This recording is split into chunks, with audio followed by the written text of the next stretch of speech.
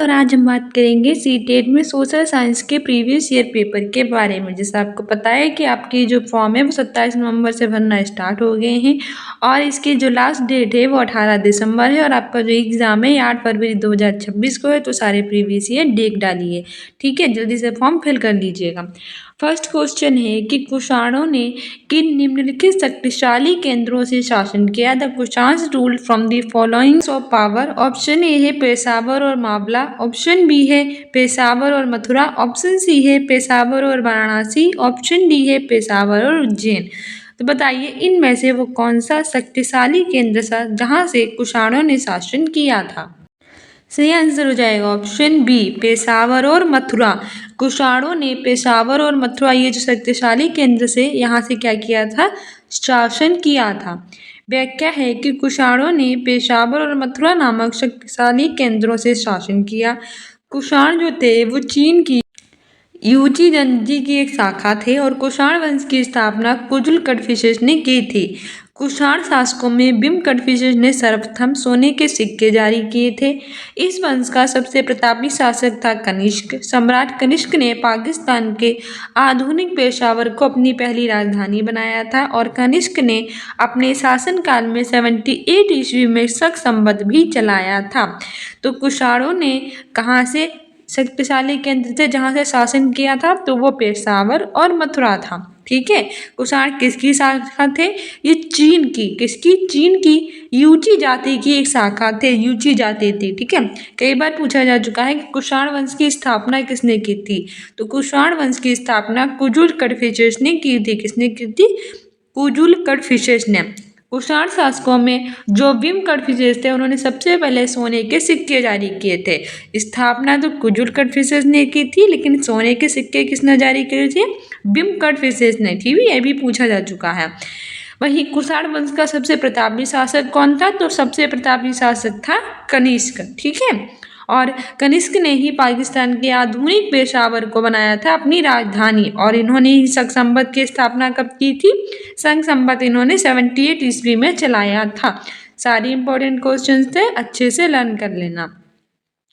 Next हमारा question कथन वाला है, इसको पढ़ना है अच्छे से। 3 हमारे पास कथन दे रखे हैं। पूरा पाषाण काल 20 लाख साल पहले से 12,000 साल पहले के दौरान माना जाता है। पूरा पाषाण काल कब से कब तक होता है? 20 लाख साल पहले से 12,000 साल पहले के दौरान माना जाता है। कौन सा? पूरा पाषाण काल। सेकेंड है कि इस काल को 3 भागों में बांटा गया था, आरंभिक, मध्य और उत्तर पूरा पाषाण काल। इस काल को कितने भागों में बांटा गया? 3, आरंभिक, मध्य और उत्तर पूरा पाषाण काल। थर्ड है कि मानव के इतिहास की लगभग 99% कहानी इसी काल के दौरान घटित हुई। मानव के इतिहास के लगभग कितने परसेंट? 99% कहानी कब घटित हुई? इसी काल के दौरान। तो हमें अब ये बताना है कि तीनों ऑप्शंस में से यानी तीनों कथनों में से हमारे कौन सा कथन सही है। फर्स्ट है कि केवल ए और बी सही है। सेकेंड है केवल बी और सी सही है। थर्ड है केवल ए और सी सही है। फोर्थ है कि ए बी सी सभी सही हैं। सही आंसर हो जाएगा ऑप्शन डी कि A B and C all true, यानी कि सभी ए बी सी सभी सही हैं हमारे, ठीक है। व्याख्या है कि पूरा पाषाण काल 20 लाख साल पहले से 12,000 साल पहले के दौरान माना जाता है। पूरा पाषाण काल कब से कब तक माना जाता है? 20 लाख साल पहले से 12,000 साल पहले के दौरान। इसको कितने भागों में बांटा है? 3 भागों में। कौन कौन से? आरंभिक, मध्य और उत्तर पूरा पाषाण काल, ठीक है। वहीं भीमबेटका की गुफाएं हैं जो पूरा पाषाण कालीन की हैं, जो हमें कहाँ से मिली हैं? मध्य प्रदेश से। पशुपालन का प्रारंभ भी मध्य पाषाण काल में हुआ है और मानव के इतिहास की 99% कहानी भी इसी काल के दौरान घटित हुई है, इसलिए सारे ऑप्शंस बिल्कुल सही हैं, ठीक है। ये हमारे स्टेटमेंट वाले कई सारे क्वेश्चंस पूछे जाते हैं तो इनको अच्छे से लर्न करना। क्वेश्चन कह रहा है नेक्स्ट हमारा 3rd नंबर का कि कथन ए और बी को पढ़ना है फिर सही विकल्प बताना है। फर्स्ट है हमारा ऑप्शन कि मनसब मुगलों द्वारा चलाई गई एक श्रेणी व्यवस्था थी जिसके जरिए क्या तय होते थे? पद, वेतन और हमारे सैन्य उत्तरदायित्व। यानी कि मनसब क्या था, ये मुगलों ने चलाया था। एक श्रेणी व्यवस्था थी ये, जिसके जरिए कहते होते थे पद यानी कि रैंक, वेतन यानी कि सैलरी, और हमारी सैन्य उत्तरदायित्व यानी कि मिलिट्री रिस्पॉन्सिबिलिटीज ये निर्धारित किए जाते थे। सेकेंड हमारा ऑप्शन है कि मनसबदारों की सैन्य उत्तरदायित्व का निर्धारण एक संख्या पर निर्भर था, जिसे हम जात कहा जाते थे। क्या था कि मनसबदारों की सैन्य उत्तरदायित्व किसका निर्धारण था, एक संख्या पर, जिसे क्या कहते थे, जात कहते थे। फर्स्ट है कि ये वाला ऑप्शन बिल्कुल सही है लेकिन बी वाला ऑप्शन गलत है। सेकेंड है कि बी वाला ऑप्शन बिल्कुल सही है लेकिन ए वाला गलत है। थर्ड है कि हमारे ए और बी दोनों ऑप्शन सही हैं। फोर्थ है कि ए और बी दोनों ऑप्शन गलत हैं। सही आंसर हो जाएगा इसमें हमारा ऑप्शन ऑप्शन ए कि a is true but B is false, यानी ये वाला ऑप्शन तो सही है पर बी वाला ऑप्शन गलत है। क्यों? क्योंकि जो मनसबदारी व्यवस्था थी एक विशिष्ट प्रशासनिक व्यवस्था थी, जिसका प्रचलन किससे होता था, मुगल शासक अकबर ने सन 1575 में किया था। मनसबदारी व्यवस्था कैसी थी, एक विशिष्ट प्रशासनिक व्यवस्था थी, जिसका प्रचलन किसने किया था, मुगल शासक अकबर ने। कब किया था, 1575 में। मनसब जो था वो मुगलों द्वारा चलाई गई एक ऐसी व्यवस्था थी, श्रेणी, जिसके जरिए कहते होते थे पद, वेतन और सैन्य उत्तरदायित्व। ठीक है भाई, मनसब शब्द का अर्थ क्या होता है, श्रेणी अथवा पद। और इस व्यवस्था के अंतर्गत कितने वर्ग आते हैं, 33 वर्ग आते हैं। ठीक है, अकबर के शासन के 40वें वर्ष जात और सावर जैसी दोहरी व्यवस्था लागू की गई और मनसबदारों की सैन्य उत्तरदायित्व का निर्धारण एक निर्दिष्ट संख्या में सवार या घुड़सवार बनाए रखने की आवश्यकता थी। इसलिए ए वाला ऑप्शन बिल्कुल सही है, सेकेंड वाला गलत। कुछ बातें याद रख लेनी है कि मनसबदारी व्यवस्था किसमें चलाई थी, मुगल शासक किसने चलाई थी, अकबर ने। कब, 1575 में। ठीक है, कैसी व्यवस्था थी, श्रेणी, क्या देते होते थे, पद, वेतन और सैन्य उत्तरदायित्व। मनसब का शब्द क्या अर्थ था, श्रेणी अथवा पद। ठीक है, कितने वर्ग थे, 33 वर्ग थे, इसे भी याद कर लेना है कि निम्नलिखित में से किस स्थान पर अशोक के अभिलेख ग्रीक और अरमाइक भाषाओं में पाए गए हैं, यानी कि वो कौन सा स्थान था जहाँ में अशोक के अभिलेख ग्रीक और अरमाइक भाषाओं में मिले हैं। फर्स्ट है कंधार, सेकेंड है मास्की, थर्ड है टोपरा, फोर्थ है कालसी। सही आंसर हो जाएगा ऑप्शन ए कंधार। कंधार स्थान पर जो अशोक के अभिलेख हैं वो ग्रीक और अरमाइक भाषाओं में पाए गए हैं। किसमें, ग्रीक और अरमाइक भाषाओं में। व्याख्या भी है कि कंधार नामक स्थान पर अशोक के अभिलेख ग्रीक और अरमाइक भाषाओं में पाए गए हैं। मास्की, गुजरा, नेतूर तथा उडेगोलम अभिलेखों में उनका नाम क्या मिलता है, अशोक। कंधार नामक स्थान कहाँ पर पाए गए हैं, अशोक के अभिलेख ग्रीक और अरमाइक भाषाओं में पाए गए हैं। वही मास्की है, गुर्जरा है, नेतूर है और उडेगोलम है, इनका नाम किसमें मिलता है, इसमें इनका नाम मिलता है अशोक।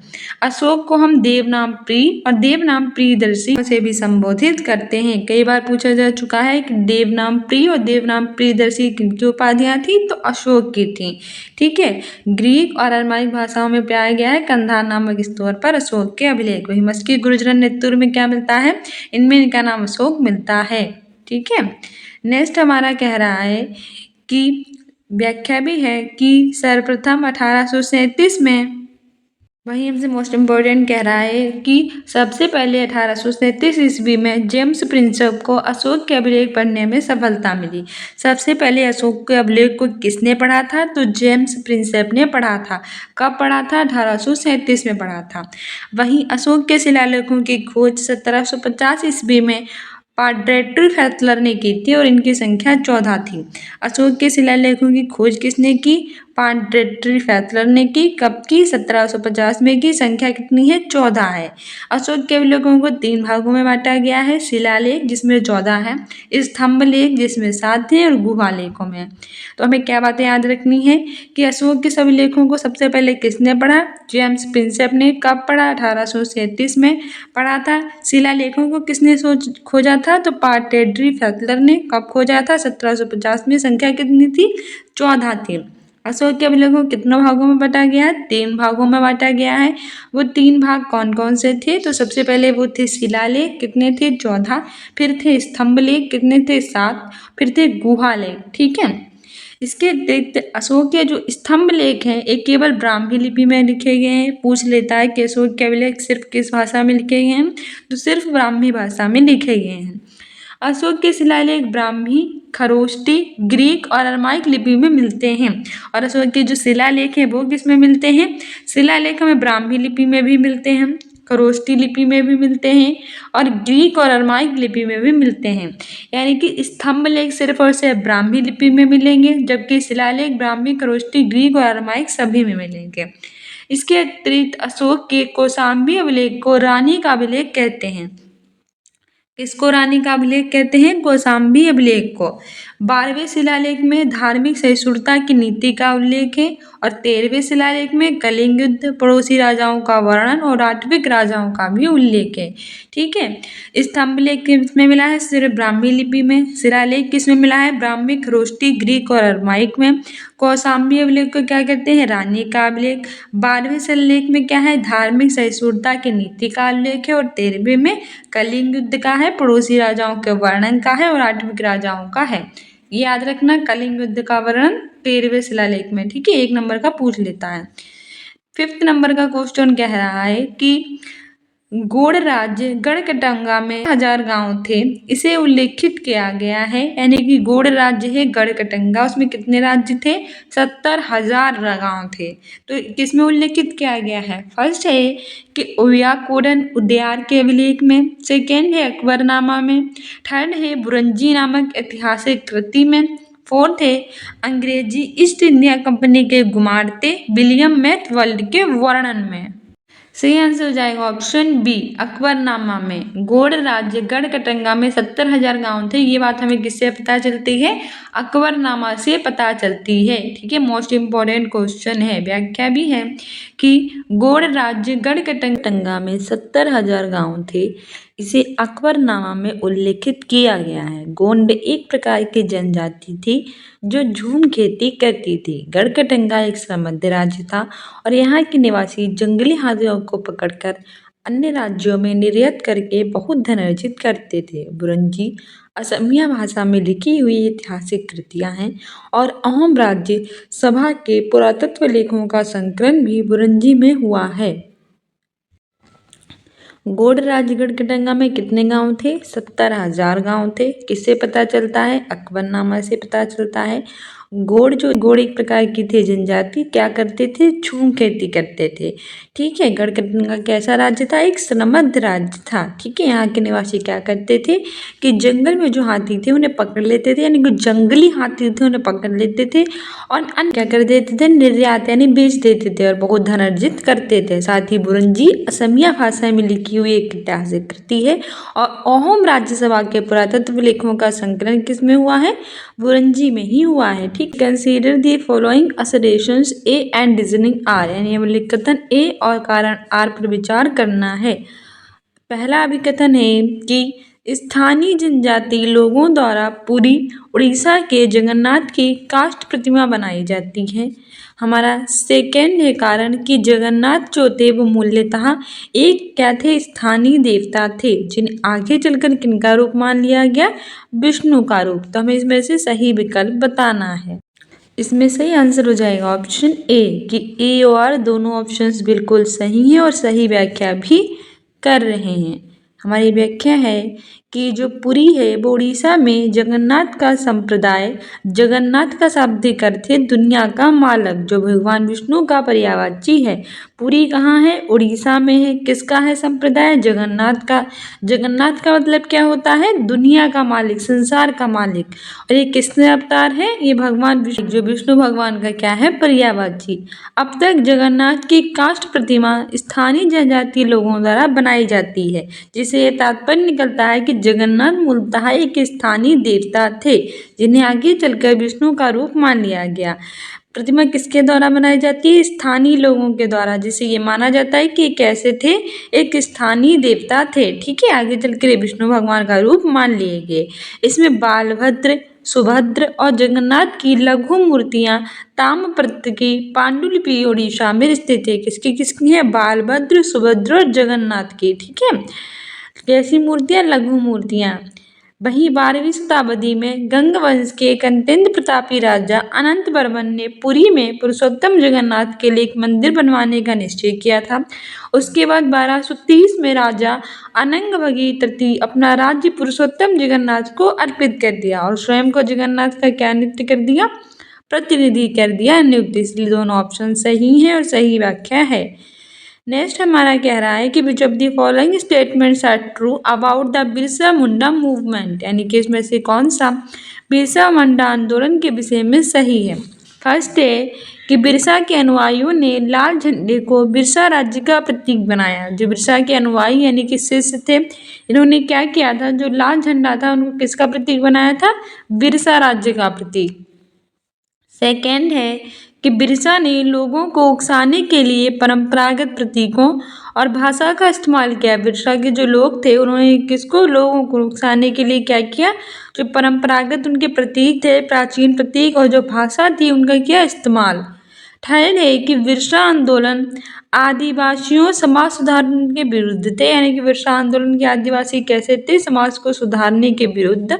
और फोर्थ है कि बिरसा ने मिशनरियों और हिंदू जमींदारों का लगातार क्या किया था, विरोध।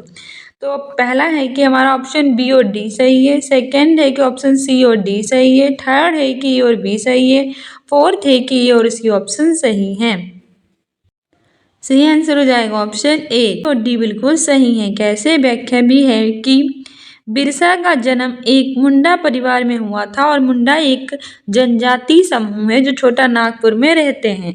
बिरसा का जन्म कहाँ हुआ था, एक मुंडा परिवार में, और मुंडा एक ऐसी है जनजाति समूह जो कहाँ रहते हैं, छोटा नागपुर में।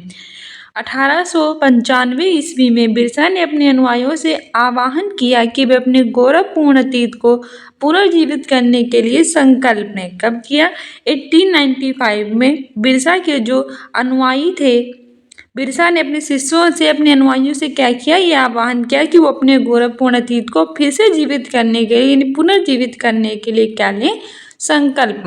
और जब आंदोलन फैलने लगा तो अंग्रेजों ने बिरसा को 1895 में गिरफ्तार कर लिया और बाद में उन्हें क्या डाल दिया, जेल में। वहीं 1897 ईस्वी में जेल से लौटने के बाद बिरसा समर्थन जुटाते हुए कहाँ घूमने लगे, गांव गांव घूमने लगे। और बिरसा ने लोगों को उकसाने के लिए परंपरागत प्रतीकों और भाषा का इस्तेमाल किया। और सफ़ेद झंडा बिरसा राज्य का क्या था, प्रतीक था। कैसा झंडा, सफ़ेद झंडा, किसका, बिरसा राज्य का था प्रतीक। वही बिरसा का आंदोलन आदिवासी समाज को सुधारने का था और बिरसा ने वैष्णव धर्म प्रचारक के साथ भी कुछ समय बिताया था। उन्होंने मुंडाओं से ये आह्वान किया था कि वे शराब को छोड़ दें, गाँव को साफ रखें, जादू टोना में विश्वास ना करें। यहाँ ध्यान देने वाली यह है बात कि बिरसा ने मिशनरियों और हिंदू जमींदारों का भी लगातार विरोध किया और उन्हें बाहर का मानते थे जो मुंडा जीवन शैली को नष्ट कर रहे थे। ठीक है, इसलिए ऑप्शन बी और ऑप्शन डी बिल्कुल है। नेक्स्ट है कि निम्नलिखित कथन ए और बी पर विचार करना है, सही विकल्प का चयन करना है। फर्स्ट क्वेश्चन है कि लाखों ग्रामीण महिलाएं जो सूत को काटकर अपनी आजीविका चला रही हैं, वे 19वीं शताब्दी के मध्य तक बेरोजगार हो गई। तब लाखों ग्रामीण महिलाएं, मैंने गांव की महिलाएं थी, वो क्या कर रही थी, वो सूत को काटकर अपनी आजीविका यानी अपने जीवन को चला रही थी। लेकिन 19वीं शताब्दी के मध्य तक कैसी हो गई, वो बेरोजगार हो गई, यानी कि उनके पास कोई रोजगार नहीं रहा। सेकेंड है कि 1830 के दशक तक भारतीय बाजार ब्रिटेन में बने सूती कपड़े से पट गए और 1880 के दशक तक स्थिति ये हो गई कि भारत के लोग जितना कपड़ा पहनते थे उसमें से 2/3 कहाँ बना हुआ था, वो ब्रिटेन में बना हुआ था। फर्स्ट है कि a is true but B is false, ये सही है किंतु बी गलत। सेकेंड है कि b is true but a is false, b तो सही है लेकिन ए गलत। थर्ड है कि both A and B are true but B is not the reason for ए, यानी ए और बी दोनों सही है किंतु ए का कारण बी नहीं है। फोर्थ है कि both A and B are true and B is not the reason for ए, यानी ए और बी दोनों सही है और ए का कारण बी है। तो सही आंसर हो जाएगा ऑप्शन डी कि both A and B are true and B is not the reason for A, और बी दोनों सही है और ए का कारण क्या है, बी है। व्याख्या भी है कि लाखों ग्रामीण महिलाएं जो सूत को काटकर अपने जीवन को चला रही थीं, वे 19वीं शताब्दी के मध्य तक हो गई बेरोजगार। निर्धन परिवार थे, उनमें आर्थिक कष्ट बन गया, पैसों का कष्ट बन गया उनमें। कुछ संदर्भों में महिलाएं, वृद्ध लोगों और बच्चियों को भी ढंग से परिवार के उपलब्ध संसाधनों तक पहुंच से वंचित किया जाता था। 1880 के दशक तक ये स्थिति हो गई कि भारत के लोग जितना कपड़ा पहनते थे उसका 2/3 कहाँ से बना हुआ था? ब्रिटेन से, क्योंकि उस समय ब्रिटेन कैसा था? एक पूंजीवादी देश, और जहाँ भारत के ही सूत के कपड़े बनते थे और ब्रांड के रूप में यहाँ आते थे। इसलिए ऑप्शन सही है और कारण भी सही है। नेक्स्ट है, विच of the following statement is true? कौन सा कथन सही है? फर्स्ट है कि महात्मा गांधी और रविंद्रनाथ टैगोर ने औपनिवेशिक शिक्षा का किया था विरोध। सेकेंड है कि महात्मा गांधी और रविंद्रनाथ टैगोर ने औपनिवेशिक शिक्षा का किया समर्थन। थर्ड है कि महात्मा गांधी ने औपनिवेशिक शिक्षा का विरोध किया लेकिन टैगोर जी ने समर्थन कर दिया। फोर्थ है कि टैगोर ने औपनिवेशिक शिक्षा का विरोध किया लेकिन महात्मा गांधी ने इसका समर्थन किया। जैसे हम जानते हैं कि औपनिवेशिक शिक्षा का विरोध महात्मा गांधी और रविंद्रनाथ टैगोर दोनों जनों ने किया था, इसलिए हमारा ऑप्शन ए बिल्कुल सही है कि महात्मा गांधी और रविंद्रनाथ टैगोर ने औपनिवेशिक शिक्षा का क्या किया? विरोध किया। ठीक है, ये हमारा ऑप्शन ए सही होगा। ठीक है, व्याख्या भी है कि महात्मा गांधी और रविंद्रनाथ टैगोर ने औपनिवेशिक शिक्षा का किया था विरोध, क्योंकि गांधी जी का मानना था कि शिक्षा केवल भारतीय भाषाओं में ही देनी चाहिए। महात्मा गांधी जी का क्या मानना था कि भारतीय शिक्षा है तो किसमें देनी चाहिए? भारत की भाषाओं में देनी चाहिए शिक्षा। उनके मुताबिक अंग्रेजियों में दी जा रही शिक्षा भारतीयों को अपाहिज बना रही है। वो विरोध करते थे, कहते थे कि जो भारतीय शिक्षा है वो हमारी अंग्रेजी में नहीं देनी चाहिए, क्योंकि जो अंग्रेजी में शिक्षा दी जाती है वो भारतीयों को बनाती है अपाहिज। वहीं रविंद्रनाथ टैगोर कह रहे थे कि शिक्षा को सृजनात्मकता के साथ प्राकृतिक परिवेश से भी जोड़ा जाए, जैसे हम आज कर रहे हैं कि क्रिएटिविटी के साथ साथ हमारी नेचुरल भी होनी चाहिए। गांधी जी की पश्चिमी सभ्यता और मशीनी और प्रौद्योगिकी की उपासना के कट्टर आलोचक थे। टैगोर आधुनिक पश्चिमी सभ्यता और भारतीय परंपरा के श्रेष्ठ तत्वों का सम्मिश्रण चाहते थे। औपनिवेशिक शिक्षा का इसीलिए दोनों ने विरोध किया था, और ये बात बिल्कुल सही है। ठीक है, महात्मा गांधी और रविंद्रनाथ टैगोर ने किया था औपनिवेशिक शिक्षा का विरोध। नेक्स्ट हमारा है कि प्राचीन ग्रंथों में विधवाओं को जलाने की अनुमति कहीं नहीं दी गई है। The practice of widow burning has no cessation in ancient text. This statement is associated with which social reform? यानी ये कथन कौन से समाज सुधारक के साथ जुड़ा हुआ है कि प्राचीन ग्रंथों में जो विधवाएं थी उनको जलाने की अनुमति कहीं नहीं दी गई है? तो ये किस समाज सुधारक से जुड़ा हुआ है? ऑप्शन ए है श्री नारायण गुरु, सेकेंड है स्वामी दयानंद सरस्वती, थर्ड है सुभाष चंद्र बोस और राय। तो इस समाज सुधारक वो थे राजा राम मोहन राय, जिन्होंने कहा था कि विधवाओं को जलाने की अनुमति नहीं है। ठीक है, व्याख्या भी है कि प्राचीन ग्रंथों में जो विधवाएं थीं उन्हें जलाने की अनुमति कहीं नहीं दी गई है। ये समाज सुधारक राजा राम मोहन राय के साथ जुड़ा हुआ है। महाराजा राम मोहन राय जो थे इन्हें भारतीय पुनर्जागरण का अग्रदूत, आधुनिक भारत का जनक कहा जाता है। इन्होंने बाल विवाह को, सती प्रथा को, जातिवाद को, कर्मकांड को, पर्दा प्रथा को, इन सब का भरपूर विरोध किया है। तो प्राचीन ग्रंथों में विधवाओं को जलाने की अनुमति कहीं नहीं दी गई है। किस समाज सुधारक से जुड़ा हुआ है? राजा राम मोहन राय के साथ। इन्हें क्या कहते थे? भारतीय पुनर्जागरण का अग्रदूत, आधुनिक भारत का जनक। इन्होंने बाल विवाह, सती प्रथा, जातिवाद, कर्मकांड, पर्दा प्रथा, इन सब का किया था भरपूर विरोध। ठीक है, पिछली बार एक बार पूछा भी गया था कि भारतीय पुनर्जागरण का अग्रदूत किसे कहते हैं? तो राजा राम मोहन राय। आधुनिक भारत का जनक किसे कहते हैं? राजा राम मोहन राय। इन्होंने किसका विरोध किया? बाल विवाह, सती प्रथा, जातिवाद, कर्मकांड और पर्दा प्रथा का। नेक्स्ट है कि भारत में अंग्रेजों के शासन के दौरान निम्नलिखित में से कौन से संगठन ने जाति उन्मूलन पर मुख्य ध्यान दिया? यानी कि भारत में जब अंग्रेजों का शासन कर रहा था तो उस समय जाति उन्मूलन पर किसने ध्यान दिया था? कौन से संगठन ने?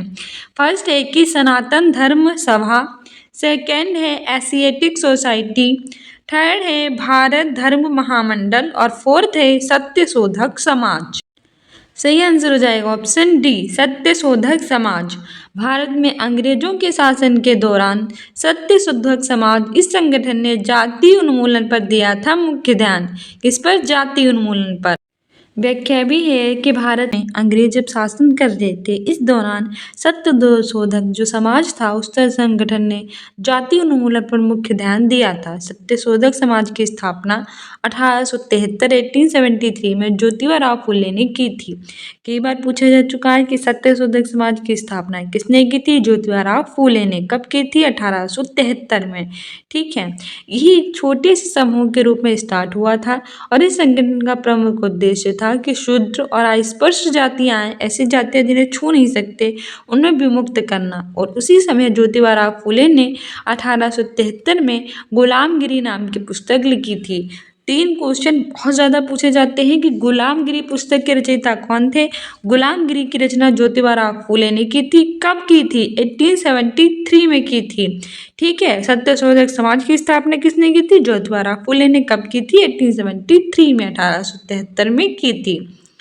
नेक्स्ट हमें है कि स्टेटमेंट पढ़ना है और आंसर देने हैं कि टीपू सुल्तान द्वारा अंग्रेजों का विरोध के संदर्भ में ए और बी कथन को पढ़ें और सही उत्तर चुनें। किसके विरोध में? अंग्रेजों का विरोध करने के संदर्भ में टीपू सुल्तान द्वारा। फर्स्ट है कि अपनी मृत्यु तक टीपू सुल्तान अंग्रेजों के विरुद्ध टीपू सुल्तान की मृत्यु नहीं हो गई, तब तक वे किसके विरुद्ध लड़ते रहे? अंग्रेजों के विरुद्ध। सेकेंड है कि उसने अंग्रेजों की सांस्कृतिक परंपराओं का विरोध किया। क्या किया इन्होंने? अंग्रेजों की जो सांस्कृतिक परंपराएं हैं, इनका किया विरोध। फर्स्ट है कि ये तो सही है लेकिन बी गलत। सेकेंड है कि ये तो गलत है किंतु बी सही। थर्ड है कि दोनों ए और बी सही है। फोर्थ है कि और बी गलत हैं। सही आंसर इसमें हमारा हो जाएगा हमारा ऑप्शन सी, कि बोथ ए एंड बी, यानी कि ए और बी सही हैं। व्याख्या भी है कि अपनी मृत्यु तक टीपू सुल्तान अंग्रेजों के विरुद्ध लड़ते रहे। प्रथम आंग्ल मैसूर युद्ध जो कि 1767 से 1769 में हुआ था, हैदर अली विजयी हुए। हैदर अली की मृत्यु के बाद उसका पुत्र टीपू सुल्तान मैसूर की गद्दी पर बैठा और टीपू सुल्तान का जन्म 1750 ईस्वी में हुआ था। जो टीपू सुल्तान थे वो किससे लड़ते रहे थे? अंग्रेजों के साथ लड़ते रहे थे। प्रथम आंग्ल मैसूर युद्ध कब हुआ था? 1767 से 1769 में। हैदर अली इसमें कौन हुआ था? हैदर अली विजयी हुआ था। वहीं हैदर अली की जब मृत्यु हो गई तो उसका पुत्र जो था मैसूर की गद्दी पर बैठा था, टीपू। उसका पुत्र कौन था? टीपू था। कहाँ बैठा था? मैसूर की गद्दी पर। टीपू सुल्तान का जन्म हुआ था 1750 में। वहीं मंगलोर की संधि के द्वारा टीपू सुल्तान और अंग्रेजों ने एक दूसरे के विजित क्षेत्रों को वापस कर दिया। फिर हुई मंगलोर की संधि। इसमें टीपू सुल्तान और अंग्रेजों ने जो एक दूसरे के क्षेत्रों को जीता था उसे कर दिया वापस। टीपू ने हमेशा अंग्रेजों की सांस्कृतिक परंपराओं का विरोध किया। किसने विरोध किया था? अंग्रेजों की सांस्कृतिक परंपराओं का टीपू ने हमेशा से ही विरोध किया था। उन्होंने 1780 ईस्वी में याद शाह की उपाधि धारण की थी और टीपू ने अपनी राजधानी श्रीरंगपट्टनम में स्वतंत्रता के वृक्ष लगाए थे, जो ये प्रतीक थे कि वे अंग्रेजों के अधीन नहीं हैं। पूछ लेता है कभी कभी कि याद शाह की उपाधि धारण की थी कब? 1787 में। किसने? टीपू ने। इन्होंने कहाँ स्वतंत्रता के वृक्ष लगाए? अपनी राजधानी श्रीरंगपट्टनम में। ठीक है, किसका प्रतीक थे? कि अंग्रेजों के ये कभी अधीन नहीं रहे थे।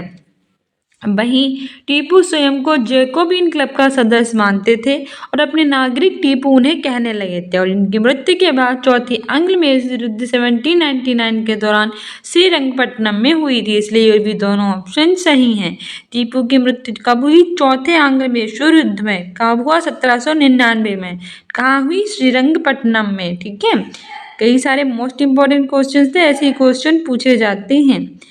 नेक्स्ट हमारा है कि poverty and unbritish rule in India. कई बार हर एग्जाम में ये पूछी जाती है, बहुत रिपीट हो चुका है क्वेश्चन। तो the book poverty and unbritish rule in India was written by, यानी इस पुस्तक के लेखक हैं। फर्स्ट है एओ हुम, सेकेंड है बदरुद्दीन तैयबजी, थर्ड है रोमेश चंद्र दत्त, फोर्थ है दादा भाई नौरोजी। तो हमारी poverty and unbritish rule in India, ये दादा भाई नौरोजी की पुस्तक है। इसके लेखक कौन है? दादा भाई नौरोजी हैं। व्याख्या है कि poverty and unbritish rule in India नामक पुस्तक के लेखक दादा भाई नौरोजी थे। इन्हें great old man of India और भारत के अनौपचारिक राजदूत के रूप में भी जानते हैं। फर्स्ट क्वेश्चन है कि प्रॉपर्टी एंड भी ट्रस्ट रूल इन इंडिया किसकी पुस्तक है? दादा भाई नौरोजी की है। इन्हें किस नाम से जानते थे? जिन्हें great old man of India और भारत के अनौपचारिक राजदूत के रूप में जानते थे। ये एक भारतीय राजनीतिक नेता, व्यापारी और विद्वान लेखक थे। इन्होंने 1892 से 1895 के बीच फिशवरी सेंट्रल का प्रतिनिधित्व करने वाले ब्रिटिश हाउस ऑफ कॉमन्स में लिबरल पार्टी के रहे थे सदस्य। किसके रहे थे? लिबरल पार्टी के सदस्य रहे थे।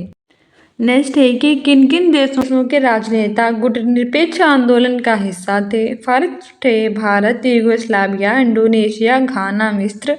सेकेंड है भारत, अमेरिका, ब्रिटेन, फ्रांस और स्पेन। थर्ड है भारत, रूस, पोलैंड, हंगरी और रोमानिया। फोर्थ है भारत, पाकिस्तान, बांग्लादेश, श्रीलंका और चीन। सी आंसर हो जाएगा ऑप्शन ए कि भारत का, यूगोस्लाविया का, इंडोनेशिया का, घाना का और मिस्र का। इन राजनेता गुटनिरपेक्ष आंदोलन का हिस्सा थे। ठीक है, हमारी व्याख्या भी है कि भारत, यूगोस्लाविया, इंडोनेशिया, घाना और मिस्र इन सभी देशों के राजनेता गुटनिरपेक्ष आंदोलन के हिस्सा थे। गुटनिरपेक्ष आंदोलन, नेम जिसे हम कहते हैं non alliance movement, non alliance movement, इसकी स्थापना औपनिवेशिक व्यवस्था के पतन के दौरान हुई थी। ये वे दौर था जब नए नए देश औपनिवेशिक आज़ादी से गुलाम हो रहे थे। ये वे दौर था जब नए देश औपनिवेशिक गुलामी से आज़ाद हो रहे थे। सितंबर 1961 में यूगोस्लाविया के बेलग्रेड में गुटनिरपेक्ष आंदोलन का पहला शिखर सम्मेलन आयोजित किया गया था और इसमें 25 देशों के प्रतिनिधियों ने भाग लिया था। ठीक है, नेक्स्ट है कि which of the following planets have rings around them, यानी कि इनमें से किन ग्रहों के चारों ओर क्या है? छल्ले होते हैं। जैसे कि Jupiter, Brihaspati, Saturn, Shani, Uranus, Arun, Neptune, Varun. First है कि ABC, सेकेंड है ABD, थर्ड है ACD, फोर्थ है BCD। तो बताइए किन ग्रहों के चारों ओर टोटल 8 ग्रह होते हैं? बुध, शुक्र, पृथ्वी, मंगल, बृहस्पति, शनि, अरुण, वरुण। इसमें से बुध, शुक्र, पृथ्वी, मंगल इन 4 ग्रहों को हमारा आंतरिक ग्रह कहते हैं। बृहस्पति, शनि, अरुण, वरुण को हम बाहरी ग्रह कहते हैं। इसमें बुध सबसे पास में होता है सूर्य के और वरुण सबसे दूर में होता है। ठीक है, बुध और शुक्र के कोई उपग्रह नहीं होता। मंगल के 2 उपग्रह होते हैं, फोबोस और डीमोस। ठीक है, ये याद रखना। पृथ्वी का एक उपग्रह होता है चंद्रमा। ये सारे क्वेश्चन पूछे जाते हैं और पृथ्वी को ही हम ब्लू प्लैनेट भी कहते हैं, नीला ग्रह। वहीं मंगल को हम रेड प्लैनेट यानी लाल ग्रह कहते हैं। ठीक है, क्योंकि मंगल ग्रह पर आयरन ऑक्साइड की उपस्थिति होती है और पृथ्वी पर जल पाया जाता है, इसलिए पृथ्वी को ब्लू प्लैनेट कहते हैं। पूछ रहा है कि कौन से ग्रह के चारों ओर छल्ले हैं? चलिए सही हो जाएगा ABC, यानी कि Jupiter, Brihaspati, Saturn, Shani, Uranus, Arun. Brihaspati, Shani, Arun इनके चारों ओर छल्ले होते हैं। ठीक है, व्याख्या कह रही है कि बृहस्पति, शनि और अरुण इन सभी ग्रहों के चारों ओर छल्ले होते हैं। इसमें जो बृहस्पति है ये सौरमंडल का हमारे सबसे बड़ा ग्रह है। ये अपने अक्ष पर सबसे तेज से घूमता है और बृहस्पति के कुल उपग्रहों की संख्या 95 है। ये प्रीवियस ईयर का है, तो इस बार बताना कि 95 ही है, बदल गई है यानी बढ़ गई है, घट गई है, तो बताना कितनी है बृहस्पति की। बृहस्पति का उपग्रह गैनीमेड जो सौरमंडल का सबसे बड़ा उपग्रह है। तो ये चीज़ें याद रखना कि हमारे सौरमंडल का सबसे बड़ा ग्रह है बृहस्पति और बृहस्पति का जो उपग्रह है गैनीमेड ये हमारे सौरमंडल का सबसे बड़ा है उपग्रह। ठीक है, वहीं शनि इस ग्रह के चारों ओर बले पाए जाते हैं जिनकी संख्या 7 है और शनि का सबसे बड़ा उपग्रह है टाइटन।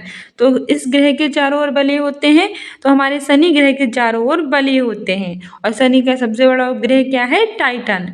वहीं यूरेनस यानी कि अरुण की बात करें तो इसकी खोज विलियम हर्शेल ने की। इसके चारों ओर बले होते हैं। यह अपने अक्ष पर पूर्व से पश्चिम की ओर घूमता है, जबकि अन्य ग्रह पश्चिम से पूर्व की ओर घूमते हैं और ये अपनी दूरी पर अधिक झुका हुआ 97.8 डिग्री अंश होने के कारण कैसा प्रतीक होता है? ये हमें लेटा हुआ प्रतीक उत्तर पर आधारित है, सही आंसर हो जाएगा ऑप्शन डी कि 82 डिग्री 30 देशांतर पूर्वी पर आधारित है हमारा भारतीय मानक समय। ठीक है, बहुत बार पूछा जाता है तो याद रखना कि भारतीय मानक समय 82 डिग्री 30 पूर्वी मानक के उत्तर पर आधारित है। 82 डिग्री 30 पूर्वी देशांतर रेखा हमारे उत्तर प्रदेश के प्रयागराज के निकट मिर्जापुर से होकर गुजरती है और भारतीय मानक समय की उत्तर रेखा उत्तर प्रदेश से, मध्य प्रदेश से, छत्तीसगढ़ से, उड़ीसा से और आंध्र प्रदेश इन 5 राज्यों से गुजरती है। तो भारतीय मानक समय कितनी है? 82.5 डिग्री है, यानी 82 डिग्री 30 पूर्वी मानक के उत्तर पर है आधारित। कहाँ से गुजरती है? उत्तर प्रदेश के प्रयागराज के निकट मिर्जापुर से। और भारतीय मानक समय में कितने हमारे राज्य आते हैं? भारत के 5 राज्य आते हैं। कौन कौन से? देखो, उत्तर प्रदेश तो आता ही है, उत्तर प्रदेश, फिर हमारा मध्य प्रदेश आता है और उसके बाद हमारा आंध्र प्रदेश आता है। उत्तर प्रदेश, मध्य प्रदेश और आंध्र प्रदेश के अतिरिक्त छत्तीसगढ़ और उड़ीसा भी आते हैं। तो उत्तर प्रदेश, मध्य प्रदेश, आंध्र प्रदेश, छत्तीसगढ़ और उड़ीसा ये हमारे मानक समय के उत्तर रेखा से गुजरने वाले राज्य हैं। थे कि इनमें से क्या दिन और रात तथा ऋतुओं में परिवर्तन संभावित करता है? ऑप्शन ए है क्रमशः पृथ्वी के घूर्णन और परिक्रमण। ऑप्शन बी है क्रमशः पृथ्वी के परिक्रमण एवं घूर्णन। थर्ड है सिर्फ पृथ्वी का घूर्णन और फोर्थ है सिर्फ पृथ्वी का परिक्रमण। सही आंसर हो जाएगा इसमें हमारा ऑप्शन ए क्रमशः पृथ्वी के घूर्णन एवं परिक्रमण। ठीक है, व्याख्या भी है कि पृथ्वी के घूर्णन एवं परिक्रमण दिन एवं रात तथा ऋतुओं में परिवर्तन को संभावित करता है। हमारी जो पृथ्वी है वो हमारे सौर मंडल का एकमात्र ज्ञात ग्रह है जिस पर जीवन है, यानी कि सिर्फ और सिर्फ पृथ्वी ही है जिस पर जीवन है। जल की उपस्थिति के कारण इसे हम नीला ग्रह यानी कि ब्लू प्लैनेट कहते हैं। और पृथ्वी का एकमात्र उपग्रह है चंद्रमा। ये अपने अक्ष पर 23.5 डिग्री झुका हुआ है और ये सूर्य के चारों ओर 29.8 किलोमीटर प्रति सेकेंड के वेग से चक्कर लगाती है। तो पृथ्वी के घूर्णन और परिक्रमण के कारण क्या होते हैं? दिन रात और ऋतुओं में परिवर्तन। पृथ्वी सौरमंडल का कैसा है? ज्ञात ग्रह जिस पर क्या है? जीवन। इसे क्या कहते हैं? Blue planet. क्यों? जल की उपस्थिति के कारण। इसका उपग्रह क्या है? चंद्रमा। कितने उपग्रह हैं? एक ही उपग्रह है। ये अपने अक्ष पर कितना झुका हुआ है? 23.5 डिग्री। ठीक है, और सूर्य के चारों ओर ये 29.8 किलोमीटर प्रति सेकेंड के वेग से चक्कर लगाता है। नेक्स्ट है कि पृथ्वी लगभग 24 घंटे में अपने अक्ष 360 डिग्री पर घूम जाती है, अर्थात वह 1 घंटे में 15 डिग्री घूमती है। इस प्रकार जब ग्रीनविच में दोपहर के 12 बजते हैं तब ग्रीनविच से 30 डिग्री पूर्व में क्या समय होगा? ऑप्शन ए है 2 बजेंगे, ऑप्शन बी है 10 बजेंगे, ऑप्शन सी है 2 बजेंगे और ऑप्शन डी है 10 बजेंगे। ठीक है, पीएम, एएम और पीएम।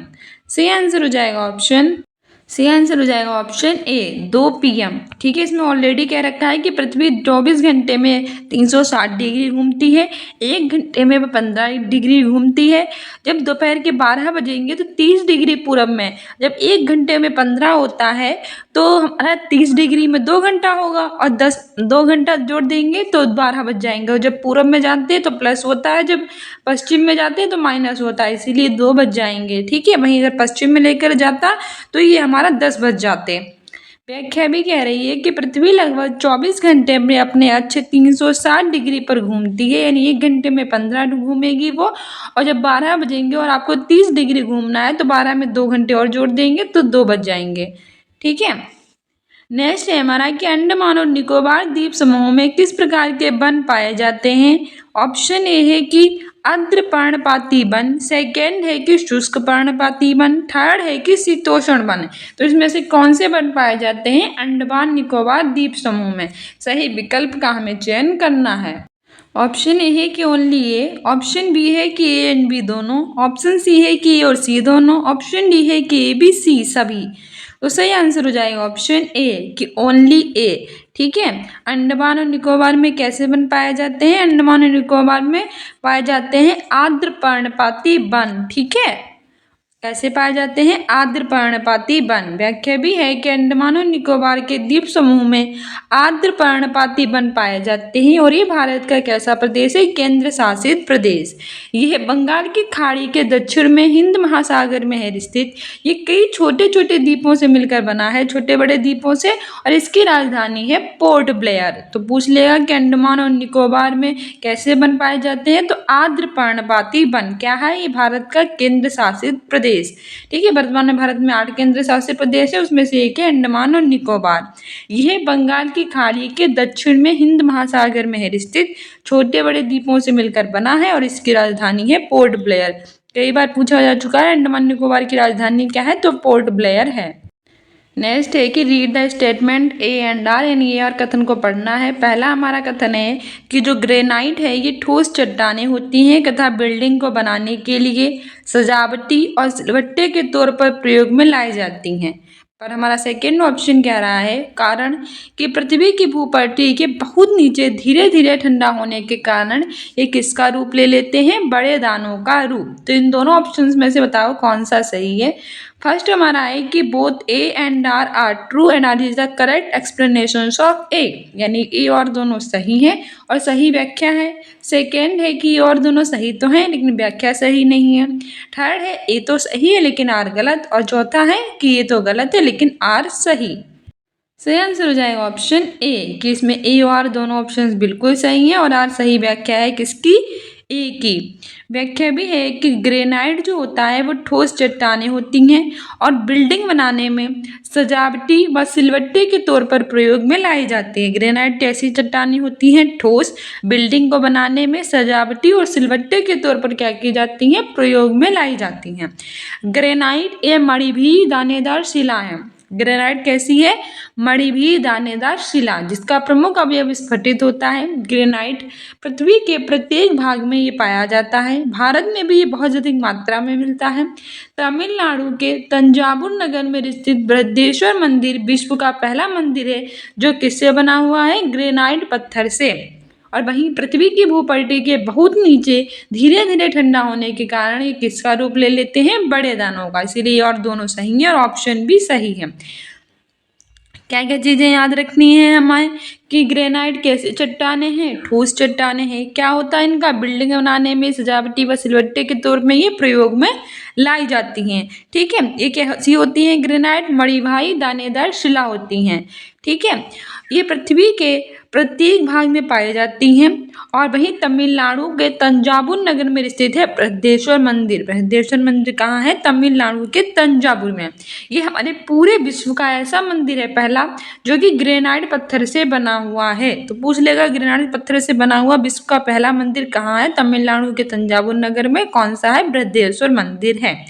ठीक है, नेक्स्ट हमारा है कि इसमें हमें फिर से कहा है कि जो पवन होती है उसके बारे में हमें कथन को पढ़ना है और सही विकल्प का चयन करना है।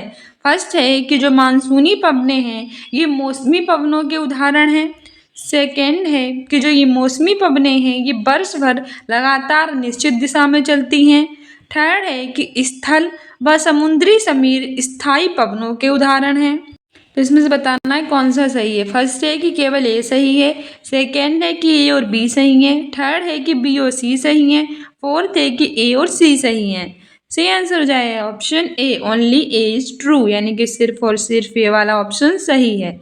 व्याख्या में है कि पवनें जो होती हैं वो 3 प्रकार की होती हैं: प्रचलित पवन, मौसमी पवन और स्थानीय पवन। पवन कितने प्रकार की होती हैं? 3। कौन कौन सी?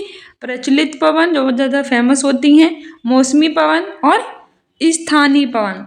मौसमी पवन अच्छा क्या होती है? वह पवन जिनकी प्रवाहित होने की दिशाएं समय और मौसम के अनुसार होती हैं चेंजेस, उसे कहते हैं हम मौसमी पवन है। यानी कि जो जिन पवन है वो दिशाएं और समय और मौसम के अनुसार जिनकी चेंज हो तो उन्हें हम कहते हैं मौसमी पवनें। स्थल, समुद्री और मानसूनी पवनें ये मौसमी पवनों के उदाहरण हैं। कौन कौन सी? स्थल, समुद्री और मानसूनी पवनें किसके उदाहरण हैं? मौसमी पवनों के। नेक्स्ट हमें है कि संघनन के बाद संदर्भ में हमें निम्न कथनों को पढ़ना है, यानी जो कथन दिए गए हैं संघनन के संदर्भ में कौन सा सही है। फर्स्ट है कि जल वाष्प संघनित होकर ठंडा होकर जल की बूंदें बनाते हैं। जल वाष्प क्या होते हैं? ये संघनित होकर यानी कि ठंडे होकर बनाते हैं जल की बूंदें। सेकेंड है जब जल की ये बूंदें इतनी भारी हो जाती हैं कि वायु में न तैर सकें, तब ये वर्षण के रूप में नीचे आ जाती हैं। जब जल की ये बूंदें कैसी हो जाती हैं? भारी हो जाती हैं इतनी कि वायु में ही न तैर सके, तो ये वर्षण के रूप में कैसे आ जाती हैं? नीचे आ जाती हैं। थर्ड है कि आकाश में उड़ते हुए जेट हवाई जहाज अपने पीछे पदचिन्ह छोड़ते हैं क्योंकि इंजनों से निकली नमी संघनित हो जाती है। कहाँ उड़ते हुए?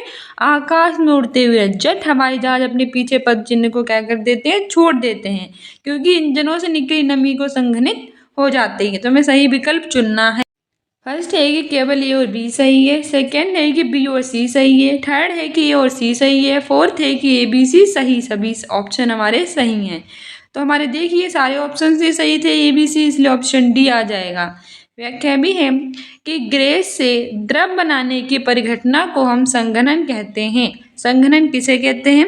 जब गैस से द्रव बनाया जाता है तो भी परिघटना ही कहलाती है संघनन।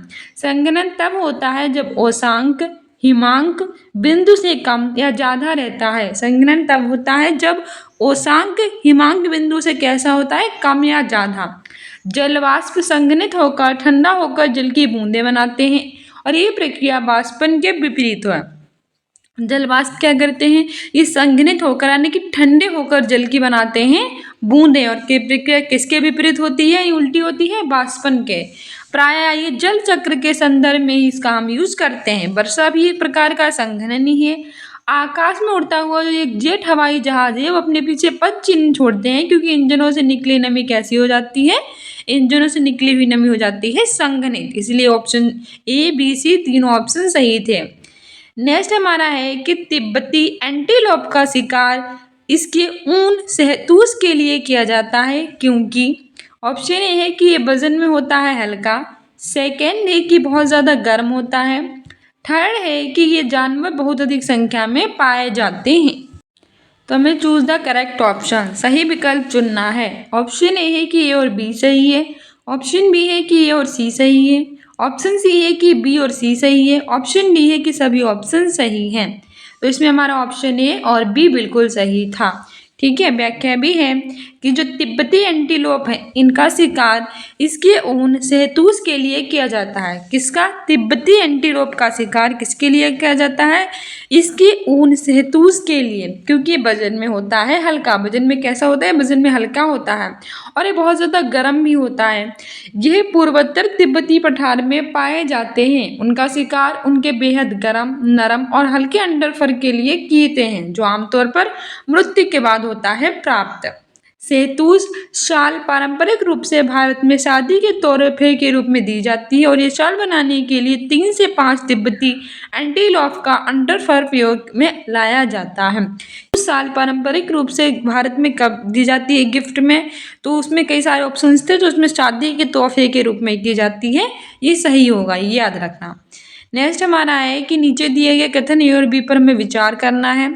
फर्स्ट है हमारा कथन कि नवीकरणीय संसाधन असीमित होते हैं और इन पर मानवीय क्रियाओं का प्रभाव नहीं होता। नवीकरणीय संसाधन कैसे होते हैं?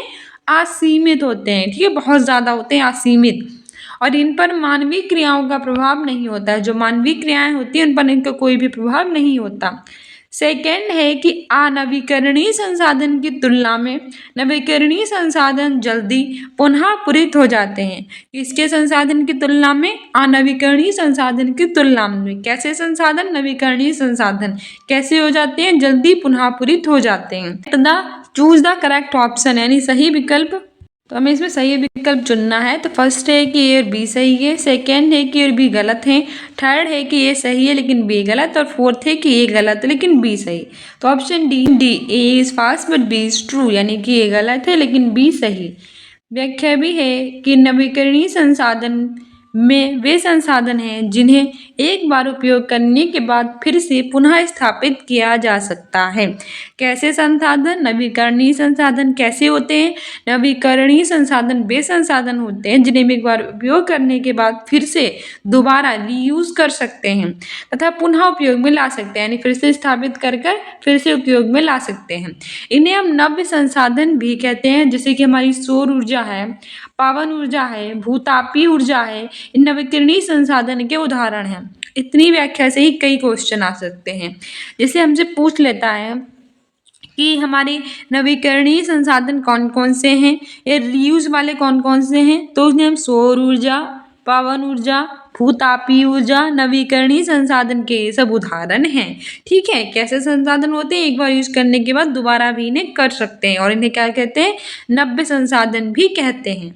वहीं अनवीकरणीय संसाधन वे होते हैं संसाधन जिनके भंडार में प्राकृतिक प्रक्रियाओं द्वारा पुनर्स्थापन नहीं होता है, यानी कि वे संसाधन जिनके भंडार में जो प्राकृतिक प्रक्रियाएं होती हैं उनके द्वारा पुनर्स्थापन नहीं होता है, उन्हें कहते हैं अनवीकरणीय संसाधन। जैसे कि हमारा कोयला होता है, पेट्रोल होता है और प्राकृतिक गैस होते हैं, ये नवीकरणीय संसाधन के उदाहरण हैं। तो नवीकरणीय संसाधन क्या हैं? सौर ऊर्जा, पवन ऊर्जा, भूतापीय ऊर्जा है। वहीं अनवीकरणीय क्या है? कोयला, पेट्रोल और प्राकृतिक गैस। कोयला, पेट्रोल और प्राकृतिक गैस ये नवीकरणीय के हैं। ठीक है, बहुत बार ये पूछा जा चुका है तो अच्छे से लर्न कर लेना। नेक्स्ट है कि सेलों से खनिजों को बाहर निकालने की प्रक्रिया का क्रम क्या होगा अगर आप पृथ्वी की सतह से उसकी आंतरिक तहों तक जाते हैं। यानी जब सेलों से खनिजों को बाहर निकाला जाता है तो उसकी प्रक्रिया बतानी है, कैसे उसका सही क्रम होगा अगर आप पृथ्वी की सतह से आंतरिक तहों तक जाएंगे। फर्स्ट हमारा है ओपन कास्ट माइनिंग, विवृत खनन। सेकेंड है शाफ्ट माइनिंग, कुबकी खनन।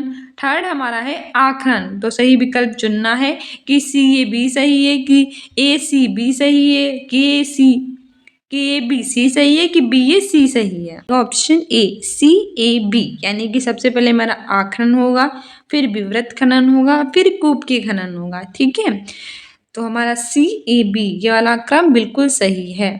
व्याख्या भी है कि आखनन, विवृत खनन, कुबकी खनन ये शेलों से खनिजों को बाहर निकालने की प्रक्रिया का क्रम है जो पृथ्वी की सतह से उसकी आंतरिक तहों तक जाते हैं। ठीक है, आखनन, विवृत खनन और कुबकी खनन। नेक्स्ट है कि स्थानांतरित कृषि के संदर्भ में हमें विचार करना है।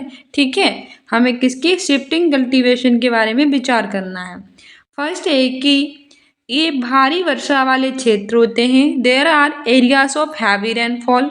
सेकेंड है कि ये तीव्र पुनर्जनन वाले क्षेत्रों में प्रचलित होते हैं। थर्ड है कि इसे कर्तन और देहन कृषि के नाम से भी जानते हैं, it is also called slash and burn agriculture.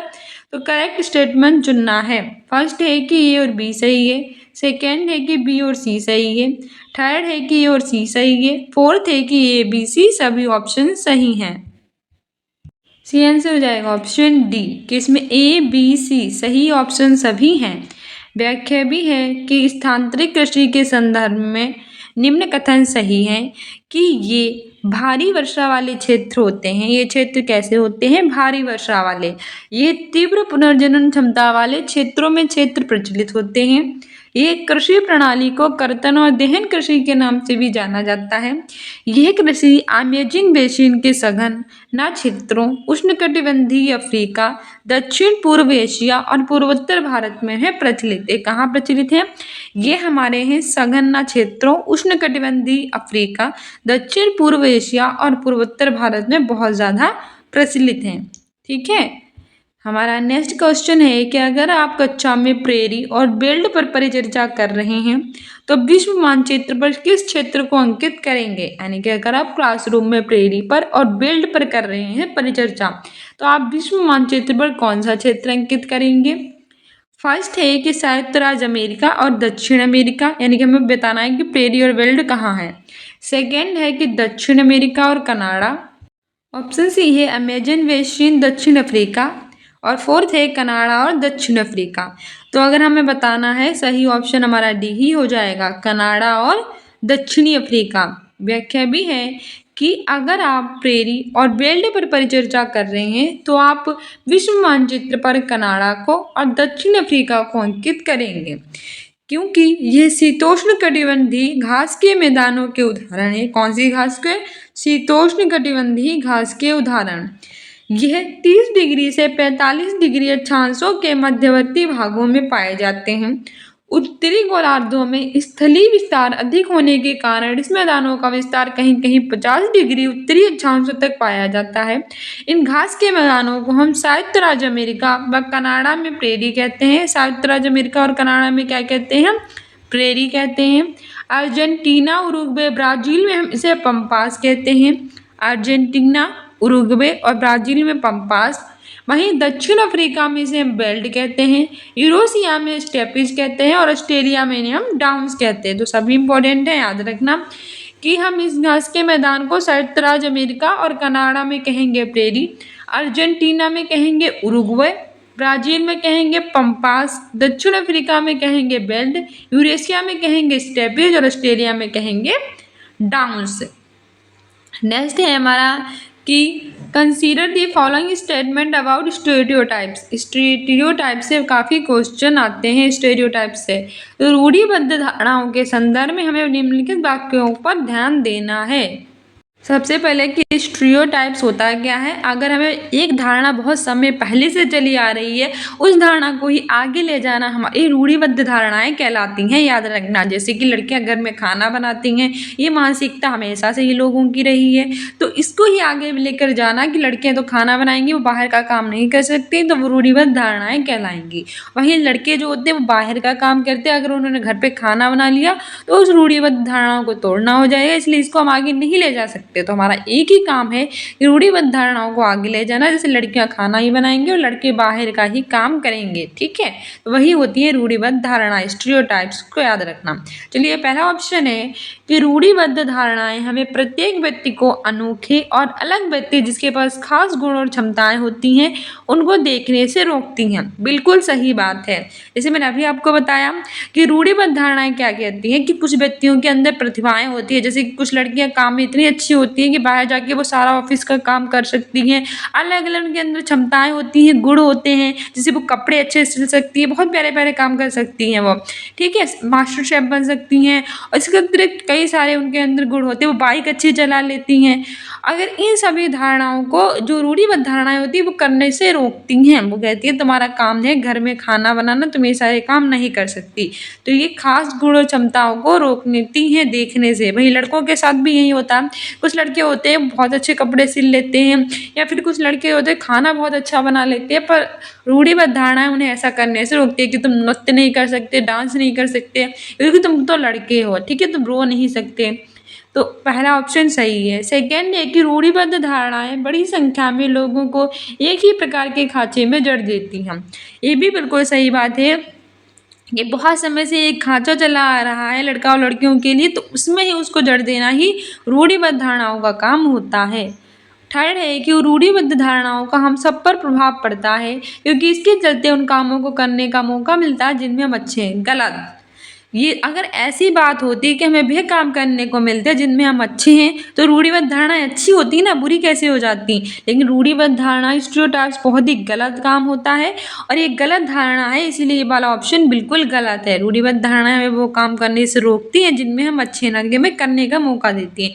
इसीलिए हमारा सी ऑप्शन गलत है, बाकी सारे ऑप्शन सही हैं। इस ट्रू केवल ये सही है नहीं, हमने देखा था ए और बी दोनों सही थे, इसीलिए गलत हो जाएगा।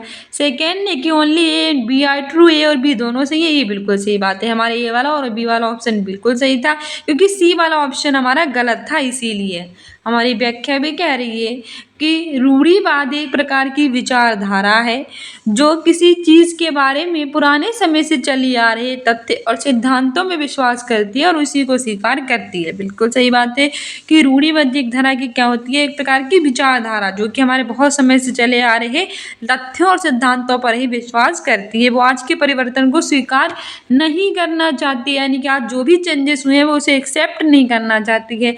वो हमारे पहले से बहुत पहले समय से बने विश्वास है उसको आगे तक ले जाती हैं, ठीक है। व्यक्ति की क्षमताओं और गुणों को देखती नहीं है, बल्कि पुराने खांचे में ही उनको खींचना चाहती हैं। नेक्स्ट है कि निम्नलिखित क्षेत्रों में से हमें उन क्षेत्रों की पहचान करनी है जहां अतीत में आए अरबी और चीन के व्यापारियों के लिए उल्लेखनीय सांस्कृतिक प्रभाव है। फर्स्ट है पंजाब और तमिलनाडु, सेकेंड है केरल और लद्दाख, थर्ड है असम और हरियाणा, फोर्थ है गुजरात और तेलंगाना। तो बताइए हमें उन क्षेत्रों के बारे में बताओ जहां अतीत में आए अरबी और चीन के व्यापारियों का उल्लेखनीय सांस्कृतिक प्रभाव है। इसमें हमारा सही आंसर हो जाएगा ऑप्शन बी, केरल और लद्दाख। मेरी व्याख्या भी है कि केरल और लद्दाख के दो प्रमुख क्षेत्र हैं जहां अतीत में आए अरबी और चीन के व्यापारियों के उल्लेखनीय सांस्कृतिक प्रभाव हैं। लद्दाख ये जम्मू कश्मीर के पूर्व में पहाड़ियों में बसा एक रेगिस्तानी इलाका है। वर्तमान में भारत में 28 राज्य और 8 केंद्र शासित प्रदेश हैं, जिसमें से जम्मू और कश्मीर भी है। जम्मू और कश्मीर की कैपिटल है श्रीनगर और लद्दाख की कैपिटल हमारी है लेह, याद रखना। ठीक है, तो ये लद्दाख कहाँ है? ये जम्मू कश्मीर के पूर्व की पहाड़ियों में बसा एक रेगिस्तानी इलाका है। लद्दाख के रास्ते से ही जो बौद्ध धर्म थे वो तिब्बत पहुंचे थे। कहाँ के रास्ते से पहुंचे थे? रास्ते से, लद्दाख के रास्ते से कौन सा धर्म आया था? बौद्ध धर्म। कहाँ पहुंचा था? तिब्बत। लद्दाख को हम छोटा तिब्बत भी कहते हैं। केरल ये भारत के दक्षिण पश्चिम कोने में बसा है। सबसे पहले अरबी और यहूदी व्यापारी केरल आए थे। चीन के व्यापारी भी केरल आए थे और यहाँ पर मछली पकड़ने के लिए जो हम जाल इस्तेमाल करते हैं वो चीनी जालों से मिलता है, इसलिए उसे चीना वाला भी कहते हैं। ठीक है, मछली पकड़ने का जाल किससे मिलता है? चीनी जाल से, तो इसीलिए उसे कहते हैं चीनी वाला। नेक्स्ट है कि भारत के राष्ट्रपति का चुनाव देश के द्वारा होता है। The president of India is elected by. Option a है कि मंत्रियों एवं उनके मुखियों की परिषद। सेकेंड है कि योग्य नागरिकों द्वारा प्रत्यक्ष चुनाव। थर्ड है निर्वाचक मंडल द्वारा अप्रत्यक्ष चुनाव। फोर्थ है कि पंचों सहित सभी चयनित सदस्यों द्वारा अप्रत्यक्ष चुनाव। तो ये मंत्रियों और उनके मुखियाओं ये तो नहीं होता, योग्य नागरिकों तो नहीं, प्रत्यक्ष रूप से तो होता ही नहीं है राष्ट्रपति का चुनाव। ठीक है, पंचों सहित नहीं, ये भी नहीं होता। तो हमारे भारत के राष्ट्रपति का चुनाव जो होता है वो निर्वाचक मंडल द्वारा अप्रत्यक्ष चुनाव होता है। ठीक है, ऑप्शन सी बिल्कुल सही हो जाएगा। वहीं जो भारत के राष्ट्रपति का चुनाव लड़ने के लिए आपकी एज 35 वर्ष होनी चाहिए। वर्तमान में भारत के राष्ट्रपति श्रीमती द्रौपदी मुर्मू हैं। वहीं भारत के पहले राष्ट्रपति डॉक्टर राजेंद्र प्रसाद थे। ठीक है, ये भी याद रखना। और निर्वाचक मंडल द्वारा अप्रत्यक्ष चुनाव इनका होता है। व्याख्या है कि भारत के राष्ट्रपति का चुनाव निर्वाचक मंडल द्वारा अप्रत्यक्ष चुनाव के द्वारा होता है। भारतीय राष्ट्रपति का चुनाव एक निर्वाचक मंडल के माध्यम से किया जाता है। भारतीय राष्ट्रपति का चुनाव कैसे करते हैं? एक निर्वाचक मंडल के माध्यम से, जिसमें राज्यसभा के, लोकसभा के और राज्यों की जो विधानसभाएं होती हैं इनके निर्वाचित सदस्य रहते हैं। किसमें? हमारी राज्यसभा के, हमारी लोकसभा के और हमारे राज्यों की जो विधानसभाएं होती हैं इनके निर्वाचित सदस्य रहते हैं। आयोजन भारतीय चुनाव आयोग ईसी द्वारा किया जाता है। निर्वाचक मंडल संसद के उच्च और निम्न सदन, राज्यसभा और लोकसभाओं के सभी निर्वाचित सदस्यों और राज्य और केंद्र शासित प्रदेश दिल्ली और पुडुचेरी के विभिन्न सभाओं विधायकों के निर्वाचित सदस्यों से बना होता है। वहीं पूछ लेता है कि राष्ट्रपति का चुनाव किस में है, तो आर्टिकल 54 में राष्ट्रपति का चुनाव है और चुनाव की प्रक्रिया ये आर्टिकल 55 में है। तो राष्ट्रपति का चुनाव किस में है? 54 में। और चुनाव की प्रक्रिया किस में है? ये 55 में है। राष्ट्रपति की एज कितनी होनी चाहिए? 35 वर्ष, मतलब जिसे राष्ट्रपति चुना उस व्यक्ति की एज 35 वर्ष होनी चाहिए। और साथ ही हमारी वर्तमान में राष्ट्रपति है श्रीमती द्रौपदी मुर्मू और पहले राष्ट्रपति थे डॉक्टर राजेंद्र। संविधान की सुनिश्चित करता है कि शासन की व्यवस्था केवल कुछ विशेषाधिकृत लोगों को सम्मिलित नहीं करती, वे सभी के लिए निर्णय ले। यहाँ सरकार के विभिन्न स्तर हैं जो संविधान से ही अपनी ताकत और अधिकार को प्राप्त करते हैं। तो हमें ये बताना है कि ये भारतीय संविधान के निम्नलिखित विशेषताओं की कौन सी व्याख्या करता है, मतलब किसकी विशेषता है ये। ऑप्शन ए है कि फेडरलिज्म, संघवाद की। सेकेंड है कि सेपरेशन पावर, शक्तियों का बंटवारा। थर्ड हमारा है धर्मनिरपेक्षता और है संसदीय शासन।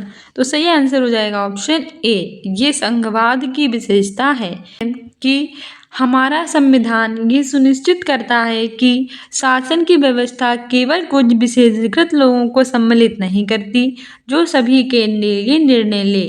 ठीक है, ये सरकार के विभिन्न स्तर हैं जो संविधान से ही अपनी ताकत और अधिकार को प्राप्त करते हैं।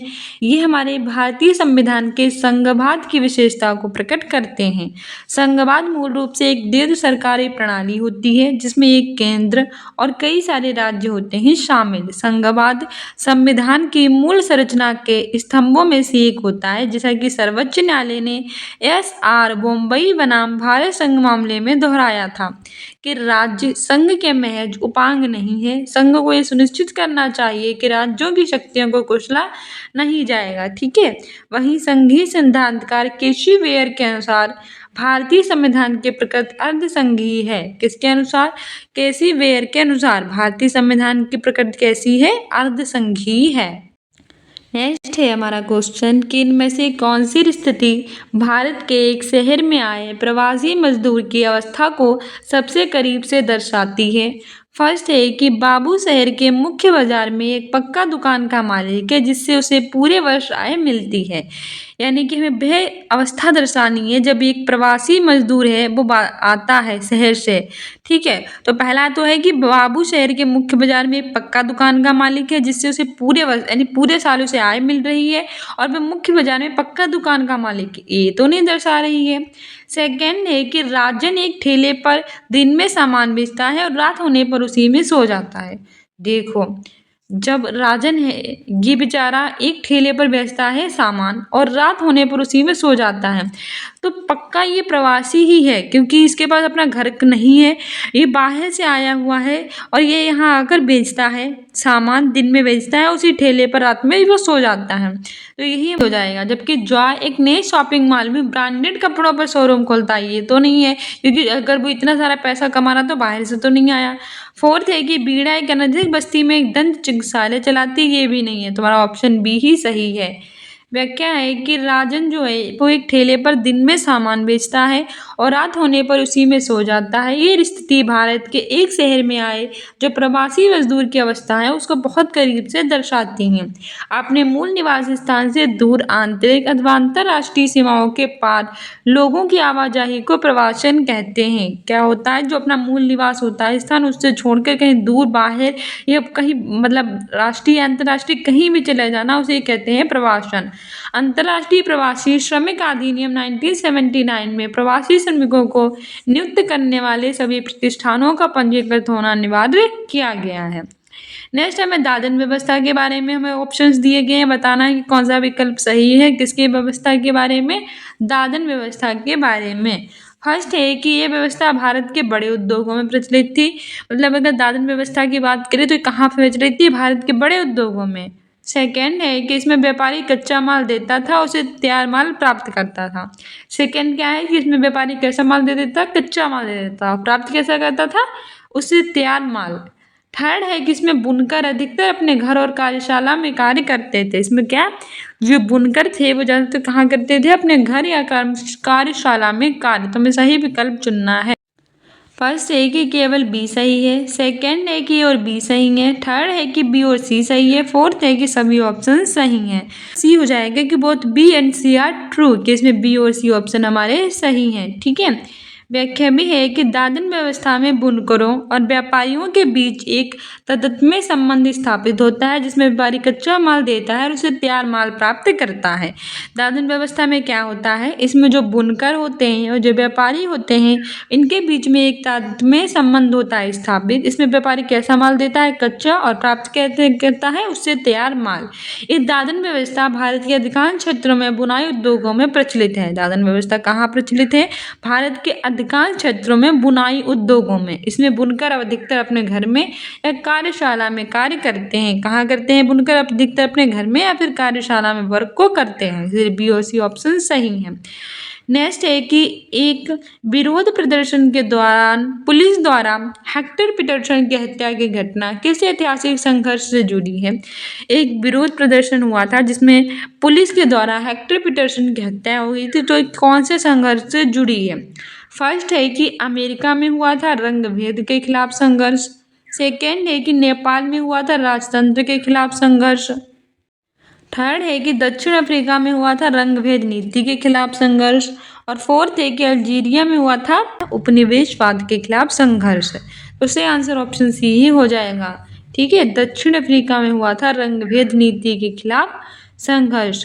व्याख्या भी है कि एक विरोध प्रदर्शन के दौरान पुलिस द्वारा हेक्टर पीटरसन की हत्या की घटना दक्षिण अफ्रीका में रंगभेद नीति के खिलाफ संघर्ष से जुड़ी हुई है।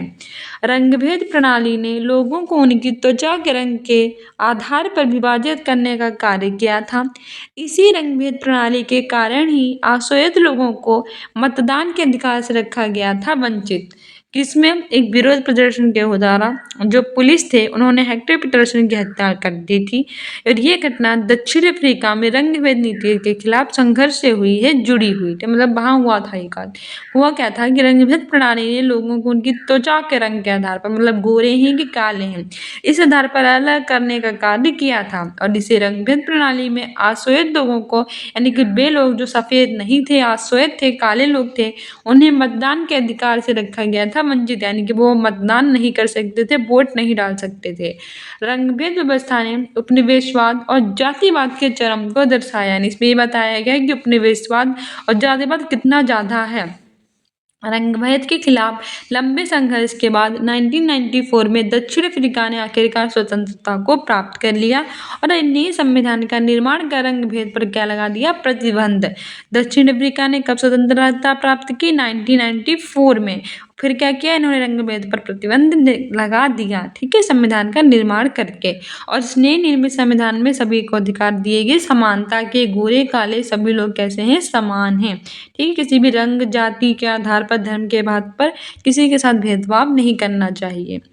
नेक्स्ट है कि हिंदू उत्तराधिकार अधिनियम धारा 2005 में किस कारण हेतु लैंगिक समानता कोई और कदम है, यानी कि हिंदू उत्तराधिकार अधिनियम 2005 आया था, वो किस कारण के लिए कहा जाता है कि ये एक कदम है लैंगिक समानता की ओर, लड़का लड़की बराबर होते हैं।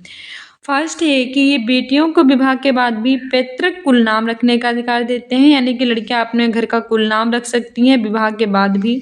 सेकंड है कि बेटियों को पिता की संपत्ति पर अधिकार देते हैं, यानी पिता और की संपत्ति पर पुत्र और पुत्री दोनों का अधिकार है।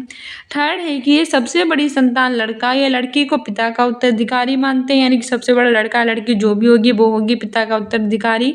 और फोर्थ है कि ये केवल गैर विवाहित बेटियों को ही पिता की जमीन पर अधिकार मानते हैं। तो ऐसा तो कुछ नहीं था, हमने देखा क्या था, हिंदू उत्तराधिकार अधिनियम 2005 आया था। एक क्या करता था कि पुत्र के बराबर ही पुत्रियों को, यानी कि बेटियों को भी पिता की संपत्ति पर अधिकार देता था। ठीक है, it recognize the rights of daughter to father's property. व्याख्या भी है कि हिंदू उत्तराधिकार अधिनियम धारा 2005 के अनुसार कि बेटियों को पिता की संपत्ति पर अधिकार दिलाता है। सितंबर 2005 में 1956 के अधिनियम में संशोधन के बाद से वर्ष 2005 से महिलाओं को संपत्ति विभाजन के लिए शहदायक के रूप में मान्यता दी गई थी और इस अधिनियम की धारा 6 में संशोधन किया गया ताकि एक शहदायक की पुत्री को भी जन्म से शहदायक बनाया जा सके और लैंगिक समानता की ओर कैसा था? महत्वपूर्ण कदम था। नेक्स्ट है कि भारतीय देश के दिन को याद करने के लिए गणतंत्र दिवस मनाते हैं, यानी कि भारत में गणतंत्र दिवस क्यों मनाया जाता है, क्यों मनाते हैं हम लोग? फर्स्ट है कि भारत के पहले आम चुनाव हुए थे इस दिन। सेकेंड है कि भारत की स्वतंत्रता यानी इंडिया से इंडिपेंडेंस। थर्ड है कि संविधान लागू हुआ था। फोर्थ है कि संविधान का लेखन पूरा हुआ था। सही आंसर हो जाएगा ऑप्शन सी। 26 जनवरी 1950 को हमारा संविधान जो है वो लागू हो गया था, इसीलिए भारतीय जो है वो 26 जनवरी को गणतंत्र दिवस के रूप में मनाते हैं। ठीक है, संविधान के लागू होने के उपलक्ष्य में उसे याद करने के लिए 26 नवंबर 1949 को हमारा जो संविधान था वो बनकर तैयार हो गया था, इसलिए 26 नवंबर को हम मनाते हैं संविधान दिवस। लेकिन फिर ये 26 जनवरी 1950 को लागू हुआ, इसलिए 26 जनवरी को मनाते हैं गणतंत्र दिवस, ये याद रखना। व्याख्या भी है कि भारतीय संविधान के लागू होने के दिन को याद करने के लिए हम गणतंत्र दिवस मनाते हैं। भारतीय संविधान की मूल संरचना भारत सरकार अधिनियम 1935 पर है आधारित। भारत का संविधान 26 नवंबर 1949 को औपचारिक रूप से अंगीकृत किया गया और इसे 26 जनवरी 1950 को भारतीय संविधान पूर्ण रूप से लागू किया गया। 26 जनवरी के दिन हम प्रतिवर्ष क्या मनाते हैं? ये मनाते हैं गणतंत्र दिवस। ठीक है, ये सब याद रखना। नेक्स्ट हमारा है कि राम्या एक बेकरी में सहयोगी कर्मी के रूप में काम करती है। राम्या क्या करती है? एक बेकरी है उसमें सहयोगी कर्मी के रूप में करती है वर्क। उसे उसके मालिक का महंगा मोबाइल फोन चुराने के झूठे आरोप में अभियुक्ता बनाया जाता है। यानी कि उसने क्या किया है कि अपने मोबाइल मालिक का चुराया है, इस पे ये झूठा आरोप लगा है। ठीक है, परंतु वह अपनी खराब आर्थिक स्थिति के चलते अपने बचाव के लिए वकील नहीं कर पाती है। उसके केस का प्रतिनिधित्व करने के लिए भारतीय संविधान के किस अनुच्छेद के द्वारा उसे वकील दिया जाएगा? यानी ये कहा गया है कि कोई एक व्यक्ति है, उसके पास पैसा तो नहीं है कि वो अपने लिए वकील कर सके, तो उसके लिए आप वकील करेंगी सरकार। सरकार जो है वो भारत संविधान के कौन से अनुच्छेद के अनुसार उन्हें वकील करके देगी। जैसे आपने कई सारी चीजें देखी होंगी, टीवी पर दिखाया जाता है कि एक व्यक्ति जो होता है उसके पास पैसा नहीं होता, बहुत ज्यादा गरीब होता है, वो अपने लिए वकील नहीं कर सकता, तो उसे सरकार की तरफ से वकील को दिया जाता है। तो कौन से संविधान के अनुसार हम ऐसा करते हैं? ऐसे ही राम्या है, वो एक बेकरी में कार्य कर रही है, उस पर झूठा आरोप लगा है कि उसने अपने मालिक का मोबाइल चुराया है, उसके पास पैसे नहीं है, उसकी आर्थिक स्थिति खराब है, तो उसके लिए भारतीय संविधान का कौन सा अनुच्छेद उसे वकील कर देगा, वही बताना है। ऑप्शन ए है आर्टिकल 38 यानी अनुच्छेद 38, ऑप्शन बी है आर्टिकल 39A अनुच्छेद 39 का है, ऑप्शन सी है अनुच्छेद 40 और ऑप्शन डी है अनुच्छेद 21। सही आंसर हो जाएगा ऑप्शन बी आर्टिकल 39A।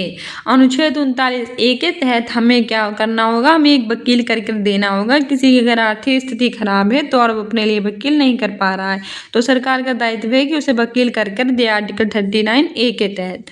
व्याख्या भी है कि भारत के संविधान के भाग 4 अनुच्छेद 36 से 91 में राज्य के नीति निर्देशक सिद्धांत DPSP शामिल है।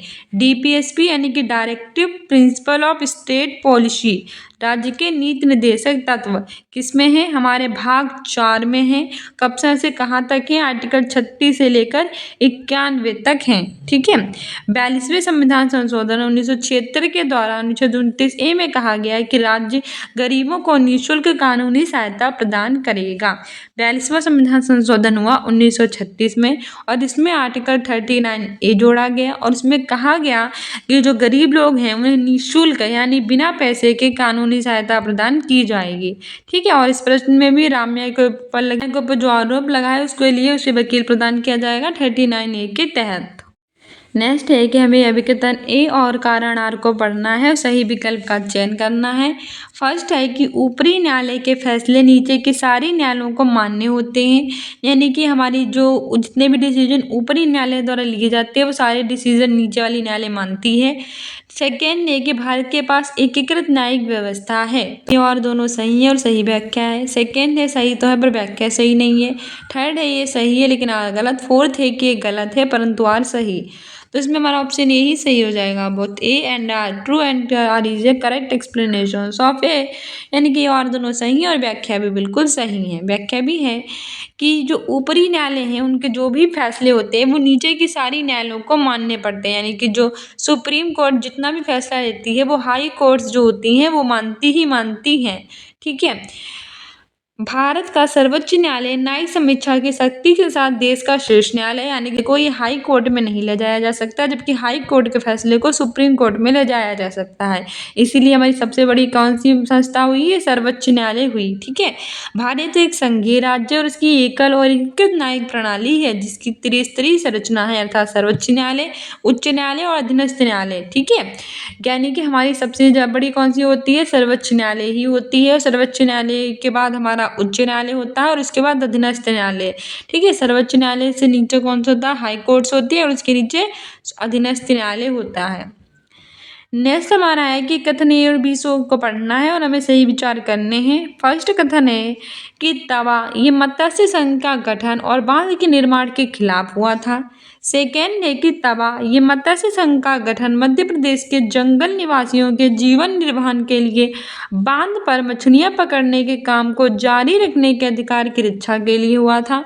थर्ड है कि तवा मत्स्य संघ मछुआरों को ऋण भी देने की व्यवस्था करता है, तो सही विकल्प चुनना है। तो फर्स्ट है कि ओनली ए इज ट्रू, केवल ए सही है। सेकेंड है कि only A and B are true, केवल ए और बी सही है। थर्ड है कि बी और सी सही है और फोर्थ है कि ए और बी सी सभी ऑप्शन सही हैं। सही आंसर हो जाएगा option C, B and C are true, यानी कि बी और सी ऑप्शन सही।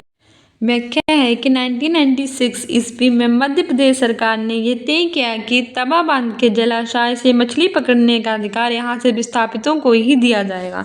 1996 मध्य प्रदेश सरकार ने क्या निर्णय लिया कि जो तवा बांध है इसके जलाशय से जो मछली पकड़ेंगी यह अधिकार सिर्फ यहाँ के लोगों को ही दिया जाएगा।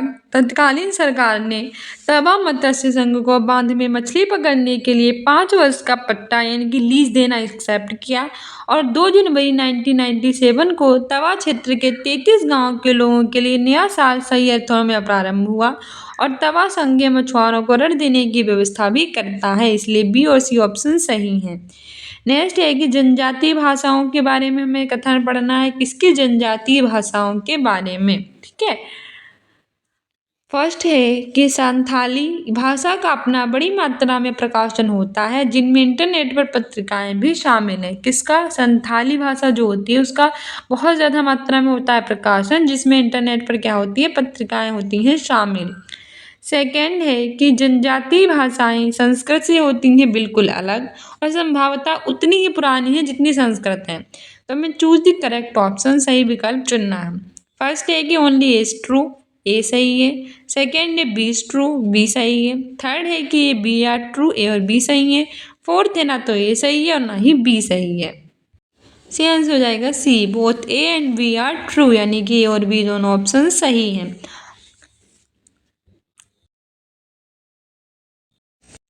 व्याख्या भी है कि वर्ष 2003 में 92वां संविधान संशोधन हुआ था और भारतीय संविधान की 8वीं अनुसूची में मैथिली और संथाली भाषा को जोड़ा गया था।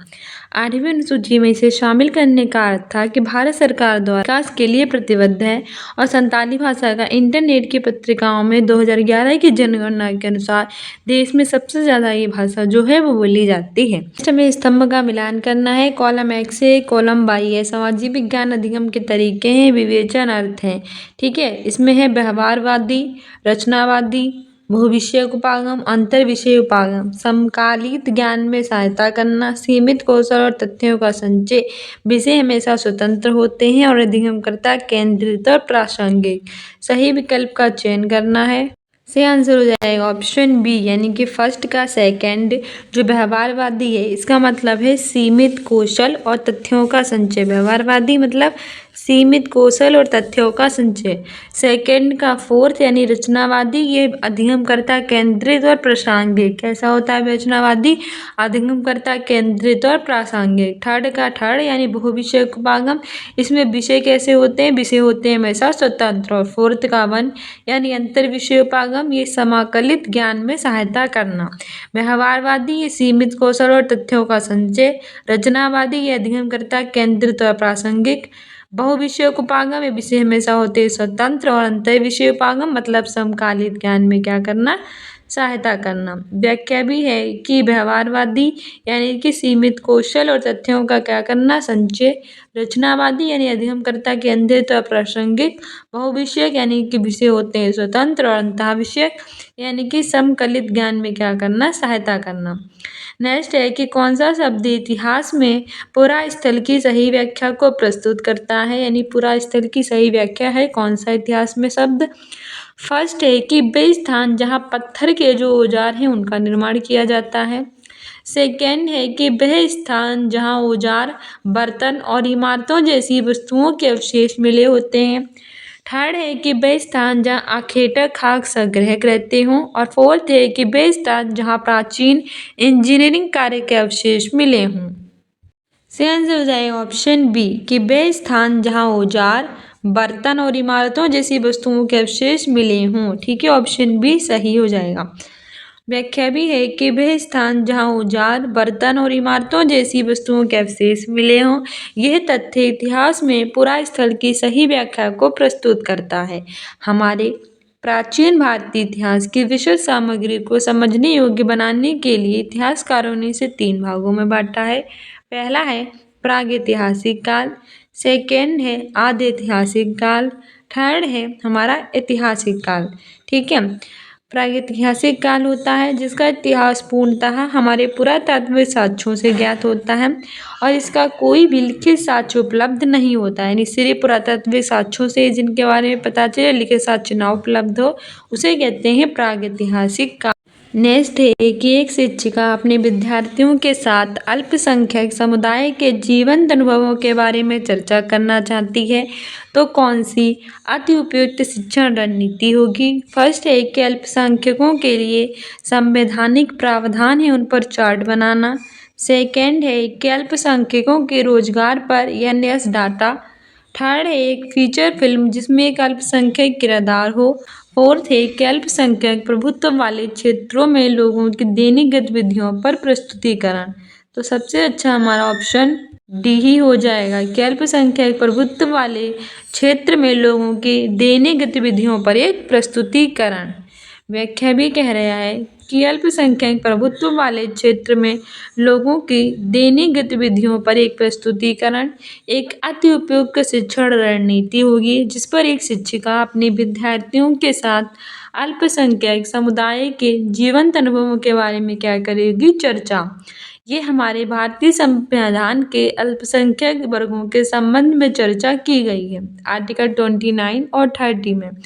29 में क्या कहा गया है कि जो अल्पसंख्यक वर्ग हैं उनके हितों का संरक्षण करें, सुरक्षा संबंधी अधिकार उल्लिखित हैं। वहीं 30 में क्या है कि शिक्षा संस्थानों की स्थापना, प्रशासन करने का अल्पसंख्यक वर्गों को अधिकार जो है वो प्रदान किया गया है। क्या है, जो अल्पसंख्यक वर्ग हैं इनके हितों के संरक्षण, सुरक्षा संबंधी अधिकार और शिक्षा संस्थानों की स्थापना और प्रशासन करने का अल्पसंख्यक वर्गों को जो अधिकार है ये प्रदान किया गया है। नेक्स्ट है कि प्रारंभिक शिक्षा के विद्यार्थियों को जाति आधारित भेदभाव के मुद्दे से परिचित कराने के लिए कौन से संसाधन का प्रयोग कर सकते हैं। पहले अभिलेख जो अशोक के स्तंभ पर लिखे हुए हैं। सेकेंड है कि आरक्षण की नीति पर लेख। थर्ड है कि मानव अधिकारों का सार्वजनिक घोषणा पत्र। फोर है कि डॉक्टर भीमराव अम्बेडकर के बचपन के अनुभवों के वृत्तांत। सबसे अच्छा ऑप्शन डी ही है कि narrative of doctor Bhimrao Ambedkar childhood experience. व्याख्या भी है कि बी.आर. अम्बेडकर के बचपन के अनुभवों के वृत्तांत का प्रयोग ये प्रारंभिक शिक्षा के विद्यार्थियों को जाति आधारित भेदभाव से मुद्दे से परिचित कराने के लिए एक महत्वपूर्ण तथ्य हो सकता है।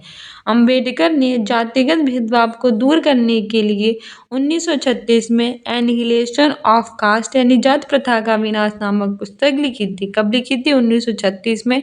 क्या लिखी थी? एनिहिलेशन ऑफ कास्ट यानी जाति प्रथा का विनाश। नेक्स्ट है कि एक इतिहास की अध्यापिका मौर्य राजवंश का उदय इस विषय को अपने विद्यार्थियों को पढ़ाना चाहती है तो कौन सी शिक्षण सहायक सामग्री का इस्तेमाल उन्हें करना चाहिए। फर्स्ट है कि तुलनात्मक समय रेखा। सेकेंड है कि रेखा आलेख। थर्ड है प्रगतिशील समय रेखा और फोर्थ है कि दंड आलेख।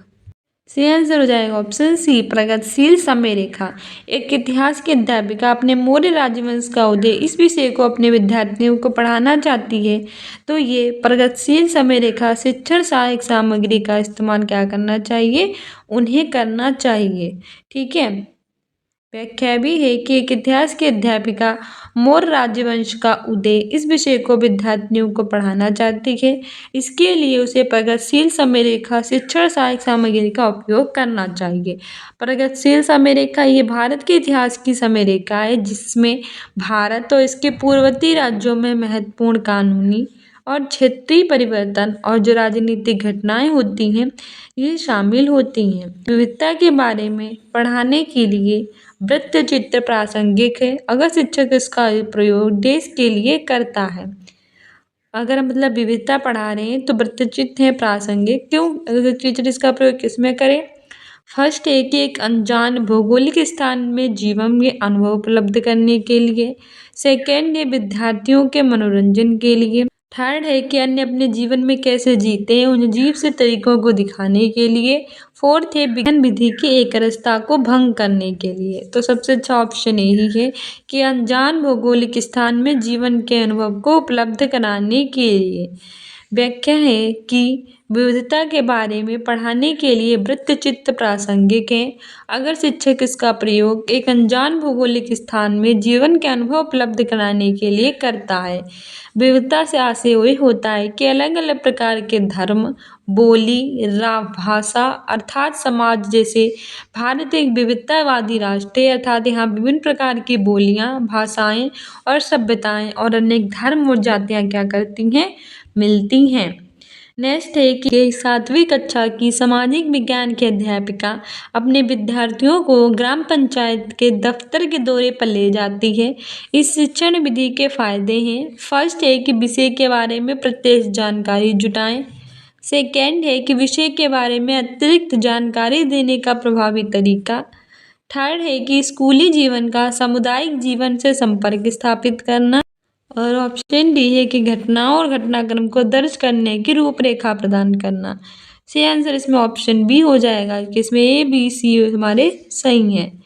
व्याख्या है कि विषय के बारे में अतिरिक्त जानकारी देने का प्रभावी तरीका विषय के बारे में प्रत्येक जानकारी जुटाना, स्कूली जीवन का सामुदायिक जीवन से संपर्क स्थापित करना के साइट विजिट के लाभ होते हैं, जिसके अंतर्गत एक 7वीं कक्षा की सामाजिक विज्ञान की अध्यापिका अपने विद्यार्थियों को ग्राम पंचायत के दफ्तर के दौरे पर क्या करती है, ले जाती है।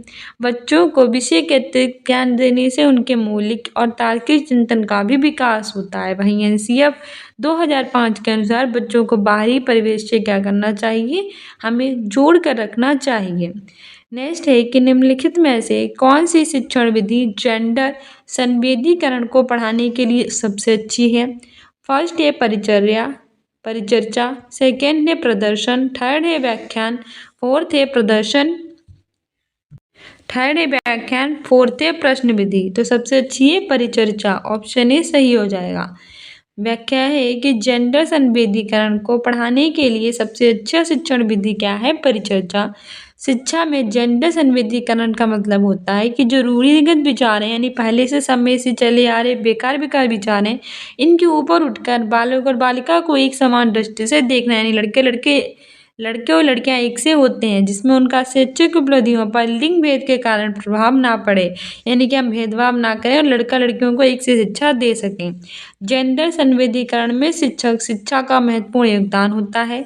शिक्षक शिक्षा की प्रक्रिया में सम्मिलित सभी तत्वों जैसे कि हमारा विद्यालय, हमारे शिक्षक, हमारे पाठ्यक्रम, पाठ्य वस्तु और कक्षा का समान यानी एक जैसा योगदान होता है। सभी के द्वारा बालिकाओं को बालक के समान ही व्यवहार किया जाता है। शिक्षक परिवर्तन के प्रमुख नियामक होते हैं। ये विद्यालय में बच्चों के रोल मॉडल होते हैं और विद्यार्थी क्या करते हैं, विद्यार्थी उनका ही अनुसरण करते हैं। नेक्स्ट है कि निम्न में से कौन सी रणनीति विद्यार्थियों में आलोचनात्मक सोच को प्रोत्साहित करने में बहुत ज़्यादा उपयुक्त होती है। फर्स्ट है कि विद्यार्थियों से सभी सूचनाओं को सत्य समझकर स्वीकार कर लेना चाहिए। ऐसा नहीं करना चाहिए कि हमारी जो भी विद्यार्थी हैं वो सही होती है उसको सत्य समझ के स्वीकार कर लें। सेकेंड है कि विद्यार्थियों से अध्यापक के सारे मतों को स्वीकार करना नहीं, ये भी गलत है। थर्ड है कि विद्यार्थियों को पक्षपात पहचानने में मदद करना। और फोर्थ है कि विद्यार्थियों को परिस्थिति को सिर्फ एक नज़रिए से देखना नहीं, एक नज़रिए से भी नहीं देखना चाहिए। सही आंसर ऑप्शन सी ही हमारा हो जाएगा। पक्षपात समझने चाहिए कि क्या हो रहा है, ठीक है। व्याख्या भी है कि विद्यार्थियों को पक्षपात पहचानने में मदद करना में आलोचनात्मक सोच को प्रोत्साहित करने के लिए उपयुक्त, यानी सबसे अच्छा ये है कि विद्यार्थियों में पक्षपात पहचानने में उनकी मदद करें। प्राथमिक विद्यालयों में महत्वपूर्ण सोच सिखाने के लिए कल्पना महत्वपूर्ण होती है। शिक्षकों को कुछ नया बनाने के लिए छात्रों की जानकारी का उपयोग करना चाहिए और कला परियोजना एक शानदार इसका तरीका होती है, यानी हमें नए नए बच्चों के अंदर विकसित करनी चाहिए क्षमताएं, साथ ही उन्हें ये पहचानने में मदद करनी चाहिए कि क्या सही है क्या गलत, क्या उसके साथ पक्षपात हो रहा है। नेक्स्ट है कि निम्नलिखित में से कौन सी सामाजिक विज्ञान शिक्षण विधि विद्यार्थियों के प्रस्ताव करने की, तार्किक बहस करने के, जवाबी तर्क देने की, तथ्य और विचारों को प्रस्तुत करने की क्षमता को विकसित करती है। फर्स्ट है डिबेट वाद विवाद, सेकेंड है डिस्कशन परिचर्चा, थर्ड है फील्ड वर्क क्षेत्र कार्य, फोर्थ है हमारा प्रोजेक्ट वर्क परियोजना, कार्य। बताइए कौन सा सामाजिक विज्ञान शिक्षण विधि प्रस्ताव करने की, तार्किक बहस, जवाबी तर्क देने की, तथ्यों और विचारों को प्रस्तुत करने की क्षमता को करता है विकसित। सही आंसर हो जाएगा ऑप्शन ए डिबेट यानी कि वाद विवाद। व्याख्या भी है कि वाद विवाद ये सामाजिक विज्ञान शिक्षण विधि विद्यार्थियों के प्रस्ताव करने की, तार्किक बहस करने की, जवाबी तर्क देने के, तथ्यों और विचारों को प्रस्तुत करने की क्षमता को क्या करती है, ये सब विकसित करती है। वहीं वाद विवाद या बहस किसी विषय पर चर्चा की एक औपचारिक विधि होती है। इसमें दो परस्पर विचारों के जो समर्थक होते हैं वो अपना अपना तर्क रखते हैं और एक दूसरे के जो कथन होते हैं उनका वे खंडन करते हैं। वाद विवाद एक शैक्षिक सामूहिक प्रक्रिया होती है जिसमें शिक्षक और छात्र ये सहयोगी रूप से किसी समस्या पर या प्रकरण पर क्या कर सकते हैं, बातचीत कर सकते हैं। नेक्स्ट है कि सामाजिक विज्ञान की एक जो टीचर है वो अपनी क्लासरूम में सेलों की विशेषताओं ये विषय स्टार्ट करना चाहती है तो उसे कौन सी गतिविधि उसके उद्देश्य को पूरे करने का महत्व रखेगी। फर्स्ट है कि पृथ्वी की परतों को दर्शाने वाले मॉडल को दिखाना और उन पर क्या करना, चर्चा करना। सेकंड है कि पाठ्य पुस्तक में दी गई जो शैलें हैं इनकी विशेषताओं को पढ़ना और समझाना। थर्ड है कि जो विद्यार्थियों को उनके आसपास पाए जाने वाले सेल हैं उनको इकट्ठा करने के लिए कहें। और फोर्थ है कि विभिन्न प्रकार की सेलों को लाना, इनका प्रयोग करना और विशेषताओं को पहचानने और तुलना करने के लिए कहना। देखो सबसे ऑप्शन डी ही है कि विभिन्न प्रकार की सेलें हैं उनको लाना, इनका प्रयोग करना और इनकी विशेषताएं हैं उनको पहचानना और उनका तुलना करने के लिए कहना। व्याख्या भी है कि सामाजिक विज्ञान के एक टीचर अपनी कक्षा में सेलों की जो विशेषताएं हैं इनसे संबंधित विषय को शुरू कर रही है। तो ये कई प्रकार की सेलों को हमारे स्कूल में ला ये विभिन्न प्रकार की सेलों को कक्षा में लाने के लिए कह सकते हैं, इनका प्रयोग इनकी विशेषताओं को पहचानने करने के लिए कह सकती है और तुलना करने के लिए कह सकती है। इसी सब गतिविधियों से उनके महत्व अधिक रखेगा। तुलना करने में करना जैसी गतिविधियां हैं इनके उद्देश्य के लिए सबसे अधिक महत्व रखेंगी। सामाजिक विज्ञान समाज का विज्ञान होता है। इसमें वैज्ञानिक पद्धति को आधार बनाकर किया जाता है समाज का अध्ययन। यह मानव और पशुओं के व्यवहार का भी अध्ययन करता है। यह समाज की जो आवश्यकताएं हैं और उनमें जो बदलाव हो रहे हैं उनका विस्तृत अध्ययन कर उन्हें सही मार्ग की ओर क्या करता है, अग्रसर करता है। ठीक है। नेक्स्ट है कि भारत के तटीय स्थल रूप पढ़ाते हुए राजस्थान के जो शिक्षक हैं वो किस शैक्षणिक समस्या का सामना कर रहे हैं। फर्स्ट है कि छात्रों के लिए संदर्भ बनाने में। सेकेंड है प्रकाशिक सामग्री को उपलब्ध कराने में। थर्ड है कि छात्रों के मूल्यांकन में। और फोर्थ है कि पाठ्यक्रम समय को पूरा करने में। तो अगर भारत के जो तटीय स्थल रूप हैं उनको पढ़ाते हुए राजस्थान के जो टीचर हैं वो शैक्षणिक समस्या का सामना कर रहे हैं तो वो है छात्रों के लिए संदर्भ बनाने में। ठीक है, ऑप्शन ए सही हो जाएगा। व्याख्या है कि भारत के तटीय स्थल रूप को पढ़ाते हुए राजस्थान के जो टीचर हैं वो समस्या का सामना कर रहे हैं, जैसे कि शिक्षा प्रणाली समावेशी नहीं होती है, पाठ्यक्रम में व्यवहारिकता की कमी है, स्कूल स्तर के आंकड़ों की अविश्वसनीयता और शासन की गुणवत्ता में कमी, साथ ही शिक्षक प्रबंधन, शिक्षक की शिक्षा और प्रशिक्षण, स्कूल प्रशासन और प्रबंधन के स्तर में कमी। ठीक है। नेक्स्ट है कि सामाजिक विज्ञान पाठ्यचर्या में कौन सी विद्यमान बाधाएं बतानी है। फर्स्ट है कि विद्यालयों में विद्यमान शिक्षण शास्त्रीय प्रथाएं। सेकेंड है अच्छा प्रदर्शन और उच्च अंक प्राप्त करने का दबाव। थर्ड है कि वैज्ञानिक अन्वेषण और कौशल निर्माण का अभाव। तो ऑप्शन ए ही सही हो जाएगा। इसमें ए और बी ये हमारी समस्याएं हैं। व्याख्या भी कह रही है कि विद्यालयों में विद्यमान शिक्षण शास्त्रीय प्रथाएं और अच्छा प्रदर्शन तथा उच्च अंक प्राप्त करने का दबाव ये हमारे सामाजिक विज्ञान में विद्यमान बाधाएं हैं। सामाजिक विज्ञानों को मुख्य पाठ्यक्रम में शामिल किया जाना चाहिए क्योंकि यह शिक्षार्थियों को वास्तविक जीवन की परिस्थितियों को प्रदान करता है। सामाजिक विज्ञान वास्तविक दुनिया से होता है संबंधित। ये शिक्षार्थियों को ये समझने में मदद करता है कि समाज कैसा काम करता है। ये समाज के सामने आने वाली समस्याओं की पहचान करता है। किसी समाज की शिक्षा के स्वरूप को निश्चित करने में सबसे अधिक भूमिका उस समाज के जीवन दर्शन की होती है। ठीक है। नेक्स्ट है कि प्रारंभिक विद्यालय के छात्रों के समक्ष भारत के राष्ट्रीय आंदोलन की चर्चा के लिए निम्न स्रोतों को उल्लेखित किया जा सकता है। फर्स्ट है कि सेलुलर जेल के आधिकारिक दस्तावेज और पत्र। सेकेंड है शैल चित्रकला। थर्ड है कबीर के दोहे। फोर्थ है अशोक स्तंभ।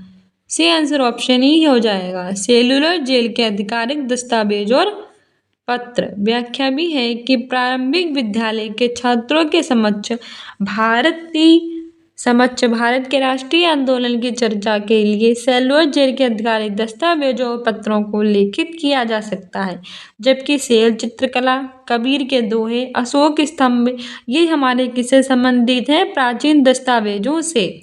इनका राष्ट्रीय आंदोलन में कोई भूमिका नहीं होती है। वहीं सेलुलर जेल अंडमान और निकोबार में स्थित है। राष्ट्रीय आंदोलन के दौरान कई क्रांतिकारियों को यहाँ रखा गया था और इसका भारत की औपनिवेशिक सरकार द्वारा अपराधियों और राजनीतिक कैदियों को निर्वासित करने के उद्देश्य से किया जाता है। वहीं सेलुलर जेल को हम काला पानी नाम से भी जानते हैं। नेक्स्ट है कि सामाजिक विज्ञान की कक्षा में परियोजना विधि का प्रयोग करने का मुख्य उद्देश्य। फर्स्ट है कि विद्यार्थियों को सामाजिक विज्ञान के सैद्धांतिक ज्ञान के निर्माण में संलग्न करना। सेकेंड है सामाजिक विज्ञान कक्षा में शिक्षण समय को बचाना। थर्ड है कि सामाजिक विज्ञान शिक्षक का जो भार है वो कम करना। और फोर्थ है कि विद्यार्थियों का वास्तविक जीवन में सामाजिक समस्याओं की जांच में संलग्न करना। सही आंसर हो जाएगा ऑप्शन डी कि विद्यार्थियों को वास्तविक जीवन में सामाजिक समस्याओं की जांच में संलग्न करना। व्याख्या भी है कि सामाजिक विज्ञान की कक्षा में परियोजना विधि का प्रयोग करने का मुख्य उद्देश्य होता है कि विद्यार्थियों को वास्तविक जीवन में सामाजिक समस्याओं की जांच में करना संलग्न। सामाजिक विज्ञान के प्रभावी शिक्षण अधिगम को सुनिश्चित करने में परियोजना विधि का होता है महत्वपूर्ण योगदान। जैसे कि स्वनिर्देशित गतिविधियों के माध्यम से सीखने को अनुमति दें, व्यक्तिगत को व्यवहारिक ज्ञान प्रदान करना, शिक्षार्थियों को व्यवहारिक ज्ञान प्रदान करना, सीखने वालों को खोजकर्ता में बदल देना, वास्तविक जीवन के साथ सीखने से संबंधित और अमूर्त और मूर्त वैज्ञानिक कौशल को विकसित करना। नेक्स्ट है कि निम्नलिखित प्रश्न में कौन सी ज्ञानात्मक प्रक्रिया का आकलन होता है? भारतीय संविधान के मुख्य विशेषता है स्मरण, मूल्यांकन, विश्लेषण की सृजन। तो सही आंसर हो जाएगा ऑप्शन ए स्मरण। व्याख्या है कि स्मरण में ज्ञानात्मक प्रक्रिया का आकलन होता है। यह भारतीय संविधान की मुख्य विशेषताएं हैं। स्मरण यानी कि याद करना। मनोविज्ञान में हमारे अतीत की जानकारी या घटनाओं को पुनः प्राप्त करने का कार्य, जबकि सूचना को पुनः प्राप्त करने में मदद करने के लिए ये एक विशेष संकेत की कमी को होती है। स्मरण करने की कई विधियां होती हैं, जैसे कि खंड विधि, प्रगतिशील विधि, क्रिया विधि, पूर्ण विधि और मिश्रित विधि। कौन कौन सी विधि? खंड विधि, प्रगतिशील विधि, क्रिया विधि, पूर्ण विधि और मिश्रित विधि। नेक्स्ट है कि कौन सी कार्यनीति समूह आकलन का हिस्सा नहीं है? वाद विवाद, सेमिनार, सत्रांत परीक्षा और कक्षा में चर्चा। इसमें जो ये सत्रांत परीक्षा टर्म एंड एग्जामिनेशन है, ये कार्यनीति समूह का जो है वो हिस्सा नहीं है। व्याख्या भी है कि सत्रांत परीक्षा कार्यनीति समूह आकलन का हिस्सा नहीं है, जबकि वाद विवाद, सेमिनार, प्रस्तुति, कक्षा में चर्चा ये सभी इनका हिस्सा हैं। किसी भी कार्य को पूर्ण करने के उद्देश्य से बच्चों के द्वारा सामूहिक रूप से कार्य करते समय सीखने और प्रगति का आकलन ये सामूहिक आकलन है। ये आकलन का यह तरीका बच्चों के सामूहिक कौशलों, सहयोग द्वारा सीखने की प्रक्रिया और बच्चों के व्यवहार से संबंधित अन्य मूल्यों के आकलन के लिए होता है उपयुक्त। और आकलन के द्वारा ही बालकों की प्रगति स्तर का जो है वो पता लगाया जाता है। नेक्स्ट है कि कौन सा कथन सतत और व्यापक मूल्यांकन के बारे में सही नहीं है? पहला है कि विद्यार्थियों के व्यवहार के केवल संज्ञानात्मक पक्ष की आवश्यकता की पूर्ति करता है। सेकेंड है कि मूल्यांकन रणनीतियाँ शिक्षण अधिगम प्रक्रिया के साथ समकलित है। थर्ड है कि विद्यार्थियों के सर्वांगीण आकलन को सुनिश्चित करता है। और फोर्थ है कि अध्यापकों को समय पर प्रतिपुष्टि प्रदान करता है। तो सही आंसर ऑप्शन यही हो जाएगा कि विद्यार्थियों के व्यवहार के केवल संज्ञानात्मक पक्ष की आवश्यकता की पूर्ति करता है। व्याख्या है कि सतत और व्यापक मूल्यांकन ये विद्यार्थियों के व्यवहार के केवल संज्ञानात्मक पक्ष की आवश्यकता पूर्ति करता है, ये सही नहीं है। जबकि सतत और व्यापक मूल्यांकन के बारे में मूल्यांकन की रणनीतिक शिक्षण अधिगम प्रक्रिया के साथ होती हैं समाकलित, और ये विद्यार्थियों के सर्वांगीण आकलन को करती हैं सुनिश्चित। ठीक है, नेक्स्ट हमारा है लोकतंत्र के विषय को शुरू करने से पहले एक अध्यापिका कक्षा में इससे संबंधित प्रश्न पूछती है, वो किस तरह का आकलन कर रही है। फर्स्ट है कि पूर्व अवधारणाओं का आकलन, सेकेंड है योगात्मक आकलन, थर्ड है निदान, फोर्थ है रचनात्मक। सही आंसर हो जाएगा ऑप्शन है असेसमेंट ऑफ पर कंसेप्ट, यानी कि पूर्व अवधारणाओं का आकलन। व्याख्या भी है कि लोकतंत्र विषय को शुरू करने से पहले एक अध्यापिका कक्षा में इससे संबंधित प्रश्न पूछती है, वे पूर्व अवधारणा का आकलन करना चाहती है।